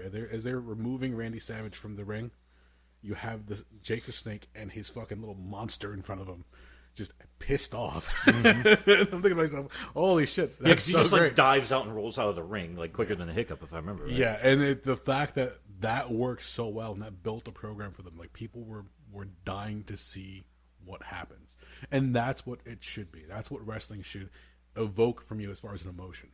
It should be that outlandish. It should be crazy. It should be something that you want to see how it plays out. You want to see the finale. Whether the finale, achieves its ultimate goal or shits the bed, kind of like Sting versus Hogan. That whole botch of a fucking finish. Which time? The one where it was finally Crow Sting versus Hogan and Oh, Starrcade 97? Thank you. Yes. Okay, all right. Because they also fucked that entire thing up in like 2011 or 2012. Yes. That's a different TNA, story. the 15th anniversary of that Starrcade match. This is fucking stupid. Yeah. For anybody who hasn't watched that one, again, in my head's a little bit fresher because I've seen some videos recently. The ultimate finish of that one ends up being with Hogan dropping the leg over Sting, and when he goes for the cover, Nick Patrick is supposed to do a fast count. He doesn't do a fast count. He does a regular count. So Hogan wins clean over Sting, and then when he's leaving the ring, out comes Bret Hart and says, "Never again. This is not happening here." And they restart the match, playing off the idea that it was the Montreal screw job. Mm-hmm. So Bret being screwed out of his title back then didn't want the same thing to happen to Sting. So he restarts the match, goes in there, they redo the whole thing, and then Sting gets Hogan and the Scorpion Deathlock, and he taps out. Sting becomes the champion, blah, blah, blah. That was supposed to be the way it's going to play out. But because Nick Patrick didn't do the fast count, people were confused. Like, what? What the fuck happened? Like, it was a regular count. He lost. Was his shoulder up? They go back to the replay. They tried describing it. No, it was a botched fucking finish. There's even rumors, again, World Professional Wrestling, that Hogan might have paid Nick Patrick to not do a fast count because he doesn't want people to go over him clean. Well, the story I heard was Hogan at that point in time was big enough where he had a creative control clause in his contract. Yes. Well, there's a lot of alliteration in that statement. And he was originally supposed to go in there, and it was supposed to be Sting beats him clean, because we're talking, like, God, at that point it was a 15-month build-up, a 16-month build-up. About the that, entire yeah. thing, since with Sting turning dark and trying to destroy the NWO, the entire thing kicked off in September 96. Yes. So you think about that far back in fucking time. It's you eventually. I mean, yeah, you can fucking blue ball somebody all you want, but eventually you have to give them release. Yes. At that point, the most reasonable thing you could do is, yes, Sting has to win clean, either by pinfall or submission. But the day of the show, all of a sudden, Hogan was like, "Well, I don't know. Maybe we should do like some type of screw job finish so I can retain my heat." Yeah. Which I can believe that happening from the reputation Hogan had at that point in time. And he said, well, then we can make a lot of money on the rematch and blah, blah, blah. And they never even had a clean rematch. No. It was a few months after that where everything really started getting stupid with the two different NWO factions, which even at that point, even I said, yeah, okay, now you're just fucking riding this into the fucking dirt. And then a year after that, by I think like late summer of 99, all of a sudden Red and Yellow Hogan came back. Yep. There was a weird, again, if you look at the way it's played out and the rumors online as far as what happened that day, the other one was, again, Bischoff having selective memory, saying that, Steve Borden at the time, Sting, was going through a bunch of personal shit, and he was more or less living the gimmick. So he was silent, withdrawn, wasn't really going over it much. When they met with him to go over the match itself, the guy looked like a shell of himself, they said. Really? So they weren't sure what they were looking at. Like, maybe we should change the end of this match up. I will say I remember his physique wasn't as good as it had previously been. No, he'd slimmed down a little bit. He wasn't as big. That was one of the criticisms they gave him. They said He did look gaunt. He didn't even like bother getting an actual a spray tan to be ready for this. Like, he was just out of regular Sting mode. Well, actually, the spray tan I can forgive. Because at that point, yeah, he's not Surfer Sting anymore. You're not going to get a tan if you're wearing all black and hanging out in the fucking rafters being a creep. Exactly. So, but muscular, physicality-wise, yeah, you still got to fucking be hitting the gym like a maniac. So for them, it was a weird point for the company, for everybody involved. And again, it's Bischoff and Hogan's narrative that really prevails. So it's kind of hard to take it at its worth. And also at this point in time, I mean, Sting doesn't really... And I'll give Sting credit, he doesn't really speak ill when he's interviewed. That's true, yeah. He doesn't really say anything bad about anybody. He's one of those guys, I don't think we'll ever get like a shoot interview with him where he just like dumps on a lot of people. No. I'm sure he's been offered a lot of money, but... I would imagine that after his passing, like a lot of stuff that he told other people might come out. Yeah. But I don't think he'll be doing it himself. Yeah, definitely not. Between that and also the fact that... he, God, it's been some years already that he became a born-again Christian as well. I think probably also yeah, there was that flavors that one documentary that came out about him as well. Mm-hmm. So that was again, it's how many born-again Christians have come out of professional wrestling? Well, actually, the one that really surprised me that I only found out about within the last year, The Undertaker. No shit, really? Yeah, he's a born-again Christian. How could you be born again if you're the Undertaker? I don't know. I don't know at this point. No, I was flipping around and a recommendation came up for me on YouTube where it was one of those big jerk off ministries, like a Joel Osteen, but not Joel Osteen. Ministry of Darkness? I wish. But it was some guy who had The Undertaker came out and they just sat around talking about wrestling. And once again, it's also really weird because for how many years, hell, how many decades did Undertaker not even do interviews out of character? Yeah, that's another thing that's been coming up more and more. He's been breaking the character. Which I can get it. I mean, he's 56. Taker's all but done. Yeah. I mean, God almighty. Actually, I think last Thursday, as some people I know have taken to calling it, the Saudi oil blood money show. This was the first one Undertaker was not on, I believe. Yeah, that was something I wanted to touch on with you, was the fact that once again they did the Crown Jewel show. Yeah. And if you look online, there's a bunch of different rumors as far as what happened. But the big thing was that they had the show, I guess it was like Wednesday, Thursday? Well, it ran, I can't remember. I didn't watch it because I don't really, it was on the network. I don't have the network, number one. Number two, I'm not really going to watch that show. Also, it's not really sustained storyline. It's all exhibition crap. Yeah. and a lot of dummy shit. Although, weirdly enough, they did do a title change where The Fiend finally beat goddamn Seth Rollins. So I was like, you couldn't have done this a month ago at fucking Hell in a Cell rather than having a match that everybody universally shit on. No, but whatever. It's a glorified... It ran on Halloween. I know you could watch it, like, by Halloween afternoon it was running, so I think that means it was Thursday night Jeddah time. Yeah. I think that's the city they ran out of. It's a glorified, highly, highly paid house show, is what it really comes down to. Yeah, pretty much. With that said, WWE makes bank on these, usually. Oh, hell yeah. But what happened in this case was that the way they scheduled it, so they had that show on Thursday, and everybody had to fly back to do SmackDown, because they had a lot of SmackDown guys on the roster on this show, and a lot of people got detained. Yeah. One of the stories says there was a mechanical failure on the plane, that they had to fix it, and they had to get it certified before they would allow the plane to take off. Another story was... for the previous Crown Jewel show, they had not paid WWE. Mm-hmm. And Vince apparently walked in and just caused a fucking shitstorm. Okay. And even delayed the show itself from happening. So imagine your start time's at 7 o'clock and it's 7:45. Like, why aren't we going out there? Oh, we haven't gotten paid for the previous show yet. So Vince is over there trying to fucking get his fucking money. Yeah. Then somehow, I guess they coughed up, I say coughed up, $60 million to pay for the previous show.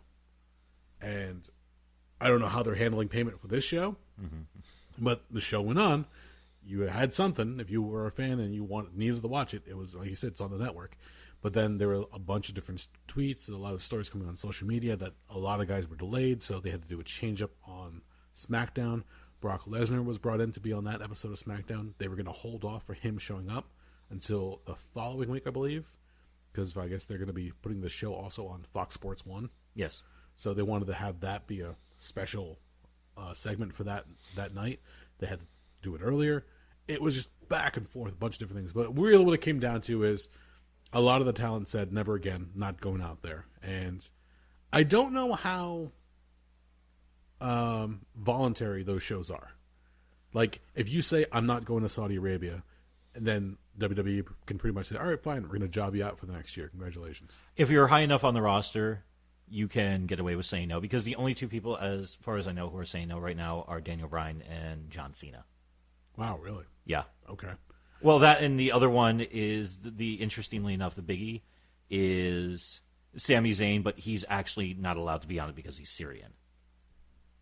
Really? Yeah, he's not welcome there. Oh, shit. But now you're getting into the entire... Oh, God, I'm trying to remember here. Saudi Arabia handles Wahhabism, which is a more...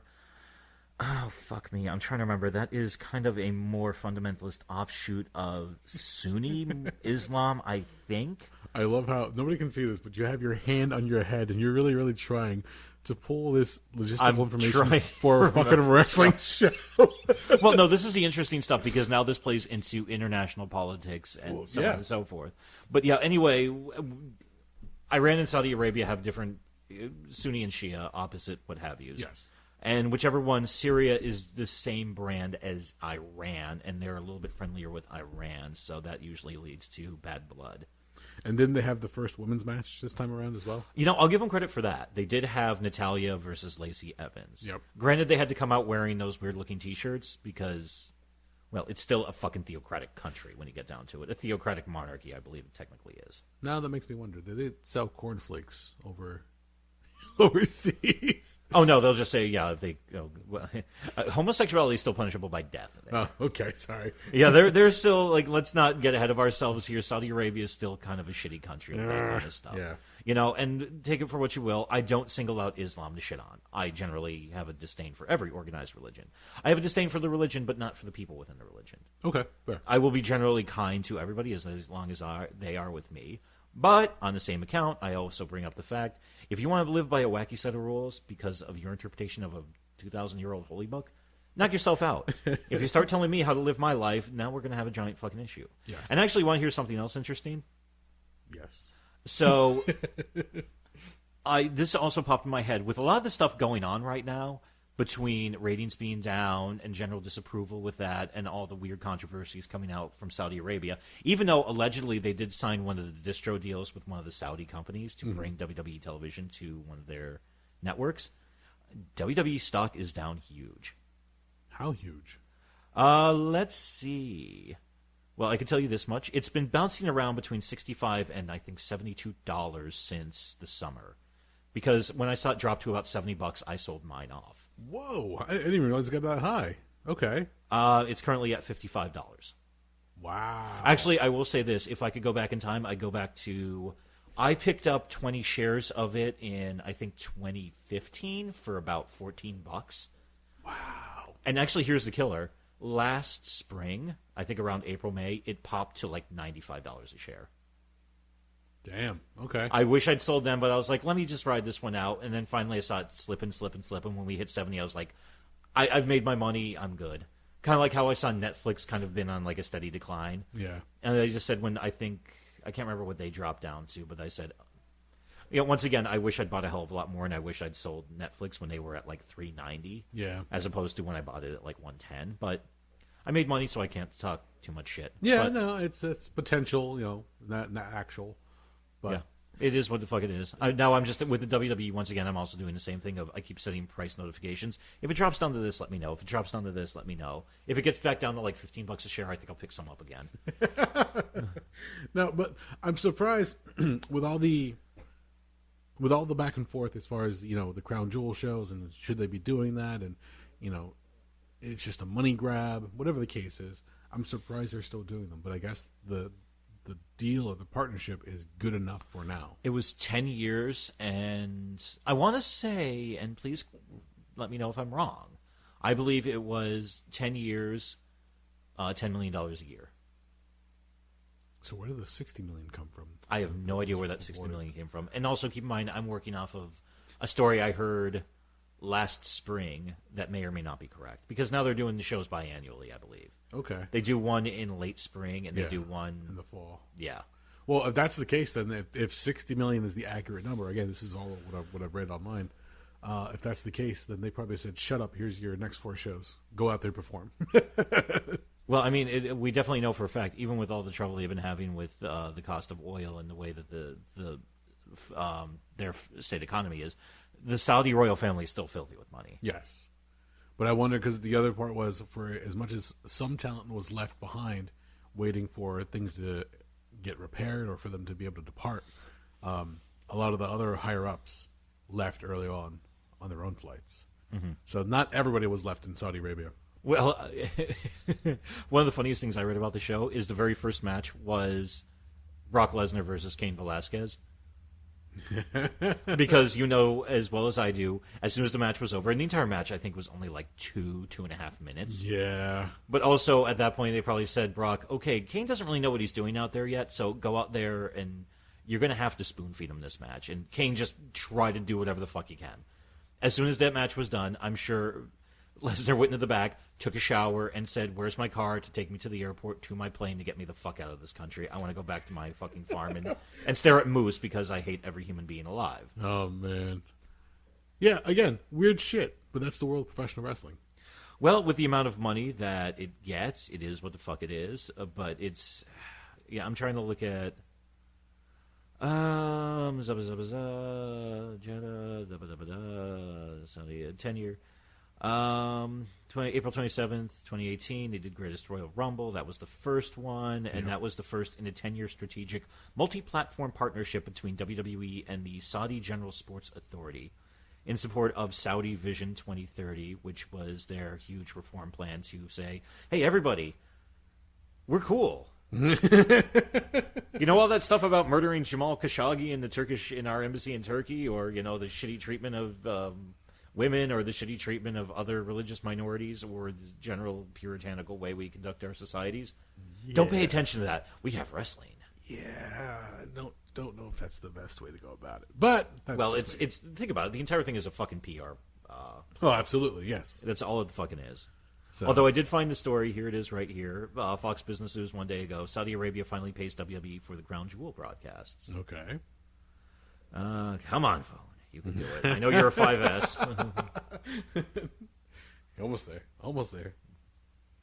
Blah, blah, blah. It didn't go smoothly as the oil rich failed to pay the network for the broadcast, according to wrestling commentator Hugo Savinovich, whoever the fuck that is. Yeah, he's claiming that yeah, there was all kinds of wacky shit involving that. Well, the story I heard, actually, and this came from AJ Styles when somebody did an interview with him when he got back to the States. So, Okay. And AJ Styles probably is a good company man, but a lot of this does make sense as well. He said there was some type of mechanical issue with the plane. Yes. It took a while to fix. And then once they got it fixed, they also had to rotate crews because, there's a lot of very stringent rules related to how long people can be on call in terms of flight. Absolutely. I mean, even with the redundancy in the cockpit, they have to have, you get X number of hours, then you have to have X number of hours down. Yeah, the last thing you want is a drowsy pilot. Exactly, because that's how a lot of bad shit is going to go down. Even if you have two of them, you want both of them fucking ready to perform. Or the flip side, a pilot who's had like 10 espressos and tries to fly the plane home. Yeah, he wants to throw the plane on his shoulder and run down the runway as fast as he fucking can. Check out the loop-de-loop. But yeah, did something go on where Vince tried to throw his dick around and then, an entire nation decided to be like, our dick is way bigger than yours, Vince? It's possible, but until something a little bit cleaner comes out than some weird story by some wrestling journalist I've never heard of, I'll kind of stick with that for the time being. All I know is, a lot of the guys got back there super late. It was probably super awkward because that means you probably just had all the talent for that show, plus all the support staff, minus the top brass who were on Vince's private plane, which I'm sure was the McMahon family, Triple H, and maybe a couple of their very top-level guys. Yep. Everybody else was just kind of basically probably sitting around the airport, and I'm assuming Jetto with their fucking dicks in their hands. That's gotta suck, because I know there were some stories where people are saying that they just felt not like they were being held there, but you can't help but feel like almost helpless because you've got to wait. There's nothing that can happen, and not like you can go walk down the street and get a bagel or something. They were just stuck where they were. Well, I don't know. I don't know if they were allowed to. I'm not sure what kind of visas they're on to get into the country. I'm not sure if they could just be like, well, if we're going to be here for a while, can we just go walk around town? If there was like some type of airport security that says, no, you're all corralled here and don't go anywhere. Yeah, but we don't know. But imagine and this is just an offshoot, but let's say one of the guys I'm not picking anybody in particular, just somebody walks over to a restaurant and like makes a gay joke in public. And then right there, somebody hears it, gets offended, and suddenly the military or the police are called in, and that person's fucked, and it becomes like an international incident. It's as simple as that. It sounds like a comedy gone wrong. Yeah, but it can happen that easily. Well, I always think about. Did you ever see the video from I think 96, 97 from Dubai with the Undertaker and Vader? I don't recall off the top of my head. So the promotion did a tour down to Dubai. Like I said, I think it was. They were just starting to build to WrestleMania 13, so this was like late 96, early 97. Okay. I think the marquee match was Vader-Taker, which they were just wrapping up their feud. They were going to have their blow-off match at Rumble 97 because I think they were... I don't know if they'd actually booked out Mania to that point, but eventually WrestleMania 13, Taker took the title from Psycho Sid. Okay. So anyway, Vader and Taker were actually booked, interestingly enough, booked together on a Dubai talk show. And the host, I don't know what possessed him to do this, he started asking some questions that even in the late 90s were a little awkward for professional wrestling. Okay. Basically saying stuff like, well, isn't it all fake? Or, isn't this all choreographed and aren't you guys working together? Some stuff like that. Are you really an Undertaker? Undertaker, I'll give him credit. Undertaker's dressed like, a biker going to the gym. He's wearing just all black and some sweats and like a bandana and sunglasses. He just kind of plays it cool, talking about his like, whatever you think of it is, this is one of the toughest things in the world you could do. Something like that. Vader, on the other hand, ain't quite as cool. Vader flips over the fucking coffee table in the studio, grabs the guy by the fucking throat, and I think like screams in his face and like slaps him a few times. Nice. Ends up actually getting arrested. And I think he spent a day or two in the local jail before finally somebody... Oh, fuck me. I'm trying to remember. Jim Cornette was, in addition to on-air talent, he was also on the writing team at this point. Somebody asked the questions like, what exactly was the deal with Vader being arrested in Dubai? And first off, Jim Cornette said, as soon as they talked about that tour, he was like, I'm not fucking going to that fucking country. Fuck y'all. He's like, I hate Connecticut enough. I wish I was in Louisville, Kentucky. I'm fucking not going to fucking Dubai. But yeah, he said something like, finally, like it started making its way back, and finally everybody figured out, I was like, holy fuck, Vader's in jail down there. We have to get his ass fucking bailed out. And eventually they did, and it wasn't even like a crazy fine. It was like maybe I think like $200 or $300. That's funny. It wasn't anything excessively wild, but they eventually got him out, and I think they told Vader, "It's like don't ever come here again." And I'm sure Vader was like, "Go fuck yourself. I'm more than happy to." In fact, actually, I think that was the only tour they ever did of Dubai, which is also interesting. That was before they hit their quote unquote renaissance, and the company or the country started getting built up like crazy. Definitely decades before the Burj Khalifa was a thing. Okay. The tallest building in the world, for those wondering. I mean, the thing's 2,700 feet tall, 2,800 feet tall. It's weird whenever I hear when somebody wants to promote shows overseas. Yeah. And they I don't know where the money comes from. I don't know how clean the money is. But when it comes to the world of professional wrestling, like, oh, bring out your top guys and we'll have people come out. It's odd. Like there was the one, what was it, Art of Wrestling podcast that had Domino. Oh yeah, and he talks about his stint over in Africa with the Great Power Udi. Oh yeah, like it can go sideways real fast. Oh yeah, you're not sure. There's a different language. There's a different way of life.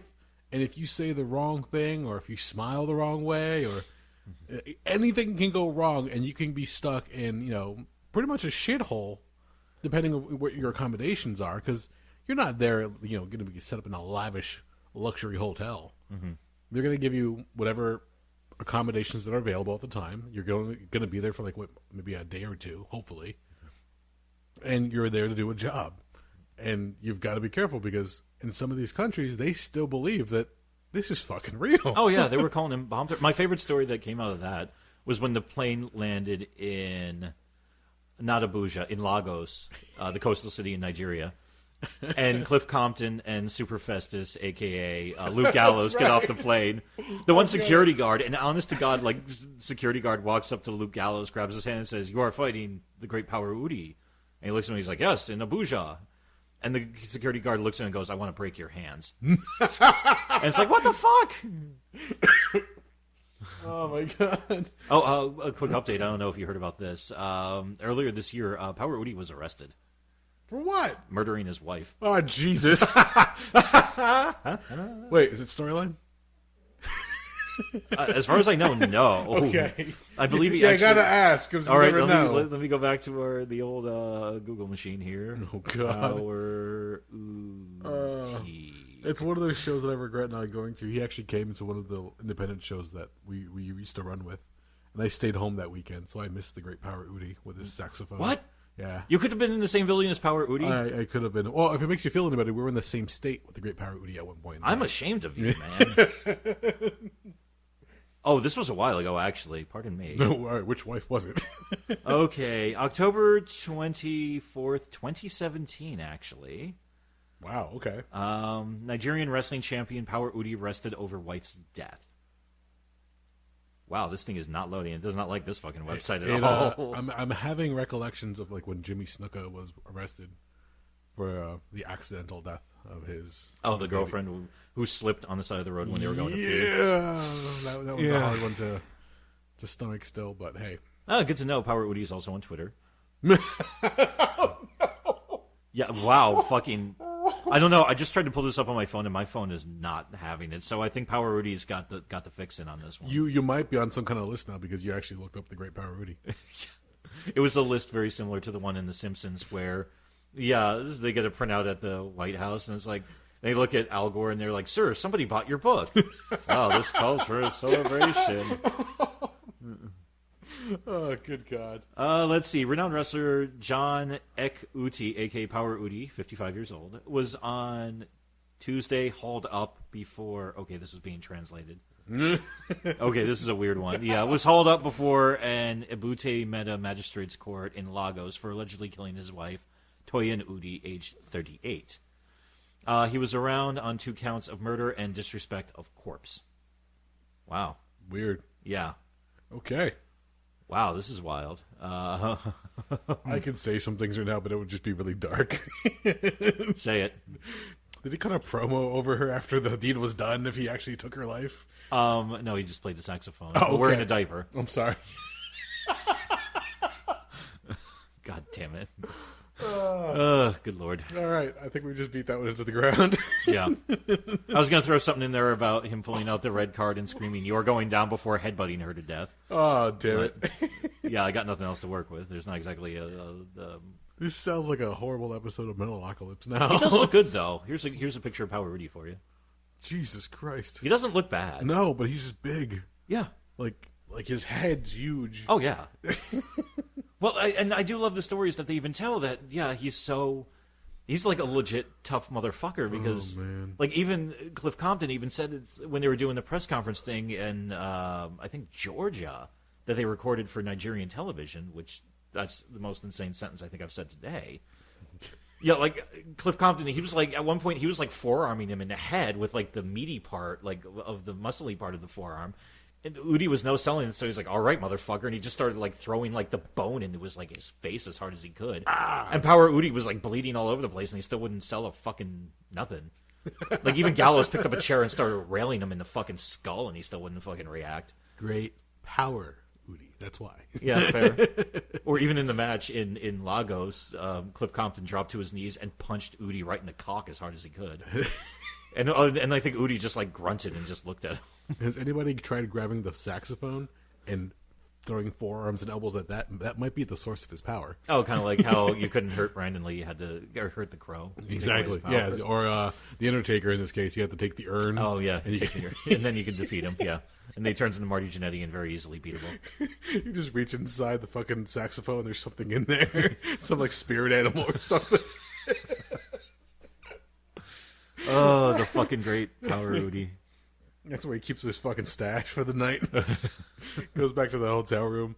Oh, man. You know, in this world nowadays, with podcasts and social media being a thing, I'm surprised the great Power Udi doesn't have his own show. He just saxophone solos and just ramblings. And I'm sure I'm sure you can actually have a contest to see who tells more lies, Power Udi or Eric Bischoff. Because I mean, the stories also went around that Udi owed money to everybody, and he was constantly stiffing people on cash. Oh yeah, and it was just I mean, like I've always wanted to meet Luke Gallows just so I can ask him and be like, okay, how much money did you make from not just showing up in Nigeria, not even wrestling because so many of the shows got canceled, and how much money does Power Udi owe you? And I'm like, I always wondered is like, are we approaching like Paul Heyman ECW numbers, like with how bad like he stiffed some of the talent in the last like year or so, or not as bad? What the fuck? It wasn't a wrestling promoter; it was a convention promoter. But one of my favorite stories before Roddy Piper passed away was that he did some show. I can't remember where it was. I'm sure you can look it up very easily if you just do a Google search for it. But it was some convention that got really, really fucked up. And when Piper got his check or his pay, the guy paid him in a check. Okay. And Piper at that point took the guy, put him in his car, and drove him to the bank. He says, "We're going to cash this together, buddy. Well, we're going to make sure this check clears." And that's the way he was guaranteed that he was going to get his fucking money. Well, I mean, Piper was old school, where I'm sure he was initially pissed, being like, "Why am I not getting an envelope full of cash?" Yeah, well, it's a little easier. Cash is king. That's what everybody says. So, well, also, I'm sure there's been at least one person in the history of the wrestling business who's written a bad check. Oh, just call it a crazy hunch on the part. No, you don't say. Oh fuck. I wouldn't be surprised if Piper kind of implied to the guy, it's like, I'm also carrying a knife, and that knife will find its way into your fucking ribs if you pull any shit.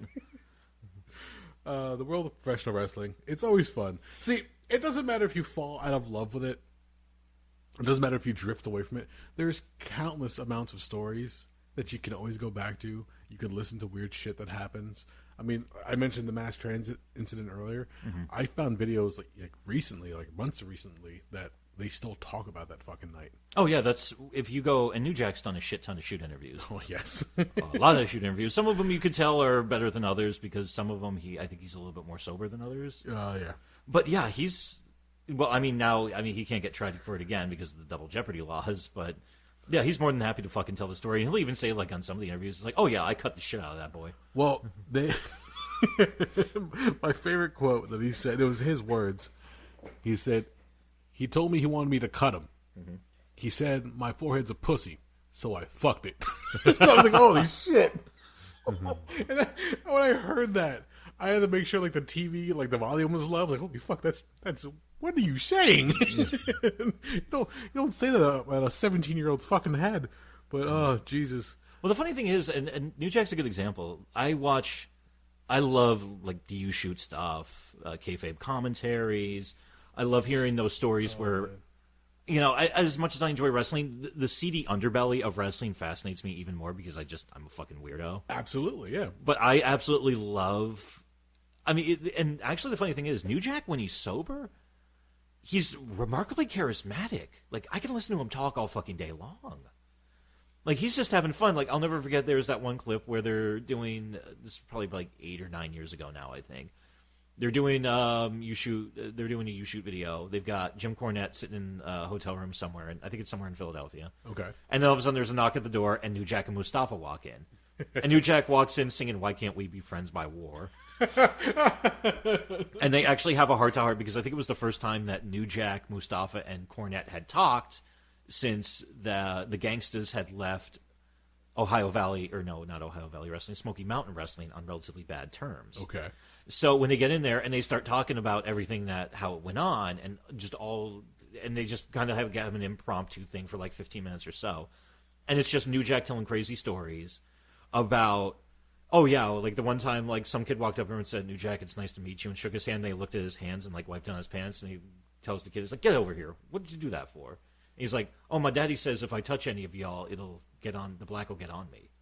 No shit, really? Well, with Smoky Mountain Wrestling, they were running Tennessee, Kentucky, Southern Indiana, parts of West Virginia. They were running out there in the sticks. Do we know the whereabouts of this kid nowadays?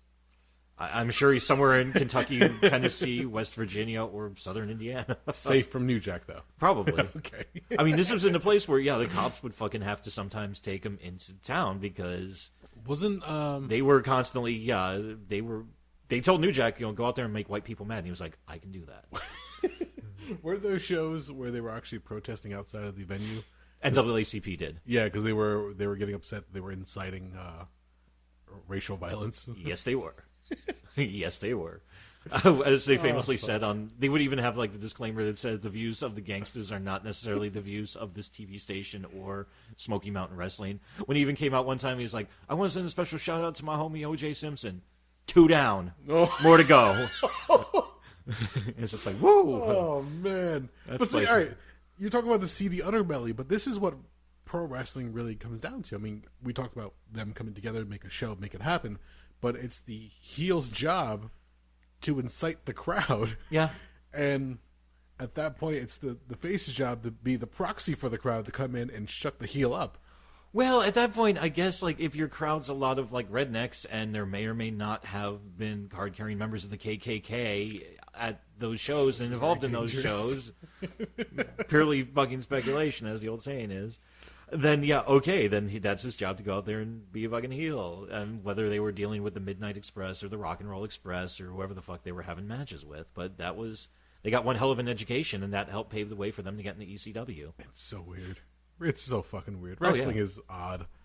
They just go out there. Well, one of my favorite stories actually came up not too long ago with the passing in August of Harley Race. Mm-hmm. And this actually was a story back from, I think, the early to mid-'80s. So you're familiar with All Japan Pro Wrestling, right? Absolutely. And you're familiar, they used to do, I'm not sure if they still do it anymore. All Japan's not as big as it used to be. They used to do an annual tag league where they would pull in teams from all over the place and have them do like a round-robin tournament. Yep. Well, one year they brought in, of course, they had their stalwart guys, Brody and Hansen, there because Stan Hansen, super loyal to Giant Baba, super popular over there. He was, I mean, God, I think he was one of the first Americans to carry the Triple Crown. Okay. And he was tagging with Bruiser Brody when he was still alive before the incidents in Puerto Rico in 1988. One of the other teams they brought in was Harley Race and Nick Bockwinkel. Okay. And Nick Bockwinkel and Harley Race, I mean, they were old bride. They had a ton of matches and were very respectful and cared for each other to a certain degree, as much as you can in a business where, friendships are very difficult to bloom. But one night they were slated to go up against Brody and Hansen. And they were switching off one night. Harley would start one night. Nick Bockwinkel would start. So that particular night, it was Nick's turn to start. Harley looked at him and said, "Nick, I'll start this one. This one's going to get a little hairy." And Nick's like, "Oh, don't worry about it, Harley. I know Frank. I know Stan. They're good guys. I've worked with them before. Don't worry about it. We'll be fine." And they go in there, and the exact words of Harley Race were, "Christ Almighty, they ate him like a kippered herring." Because number one, you had Brody was already a maniac, and then Stan Hansen was Jekyll and fucking Hyde. I mean, it blows my mind in all the interviews. He's the nicest, sweetest man in the world. But when he got in that fucking ring, he was just a raving maniac who just wanted to kill you. Because that's what... He would just get so pumped up, he would just kick the shit out of you. Yep. And afterwards, he'd be like, "Oh, I'm sorry, I got a little fired up out there." It's like, no shit. You're 310 pounds of fucking West Texas farm boy. So finally, Nick Bockwinkel makes the tag to Harley. Harley gets in there. He locks up with Hansen. And Hansen tried to sandbag Harley when he went for a suplex. Harley literally forced Hansen up and over through the suplex. Jesus. Because it was Harley Race. He's that fucking tough and that fucking strong. Yeah. And then, pardon me, Stan Hansen tags out. In comes Bruiser Brody. And Brody always would throw those monster kicks that were just looked like he was killing you with them. He went to go throw one at Harley. Harley caught his foot, looked right at him, and said, "Frank, do you really want to do this?" Both of them instantly, right after that, they both calmed the fuck down. They had like a nice back and forth match. Just took Harley Race to put the fear of Harley into him.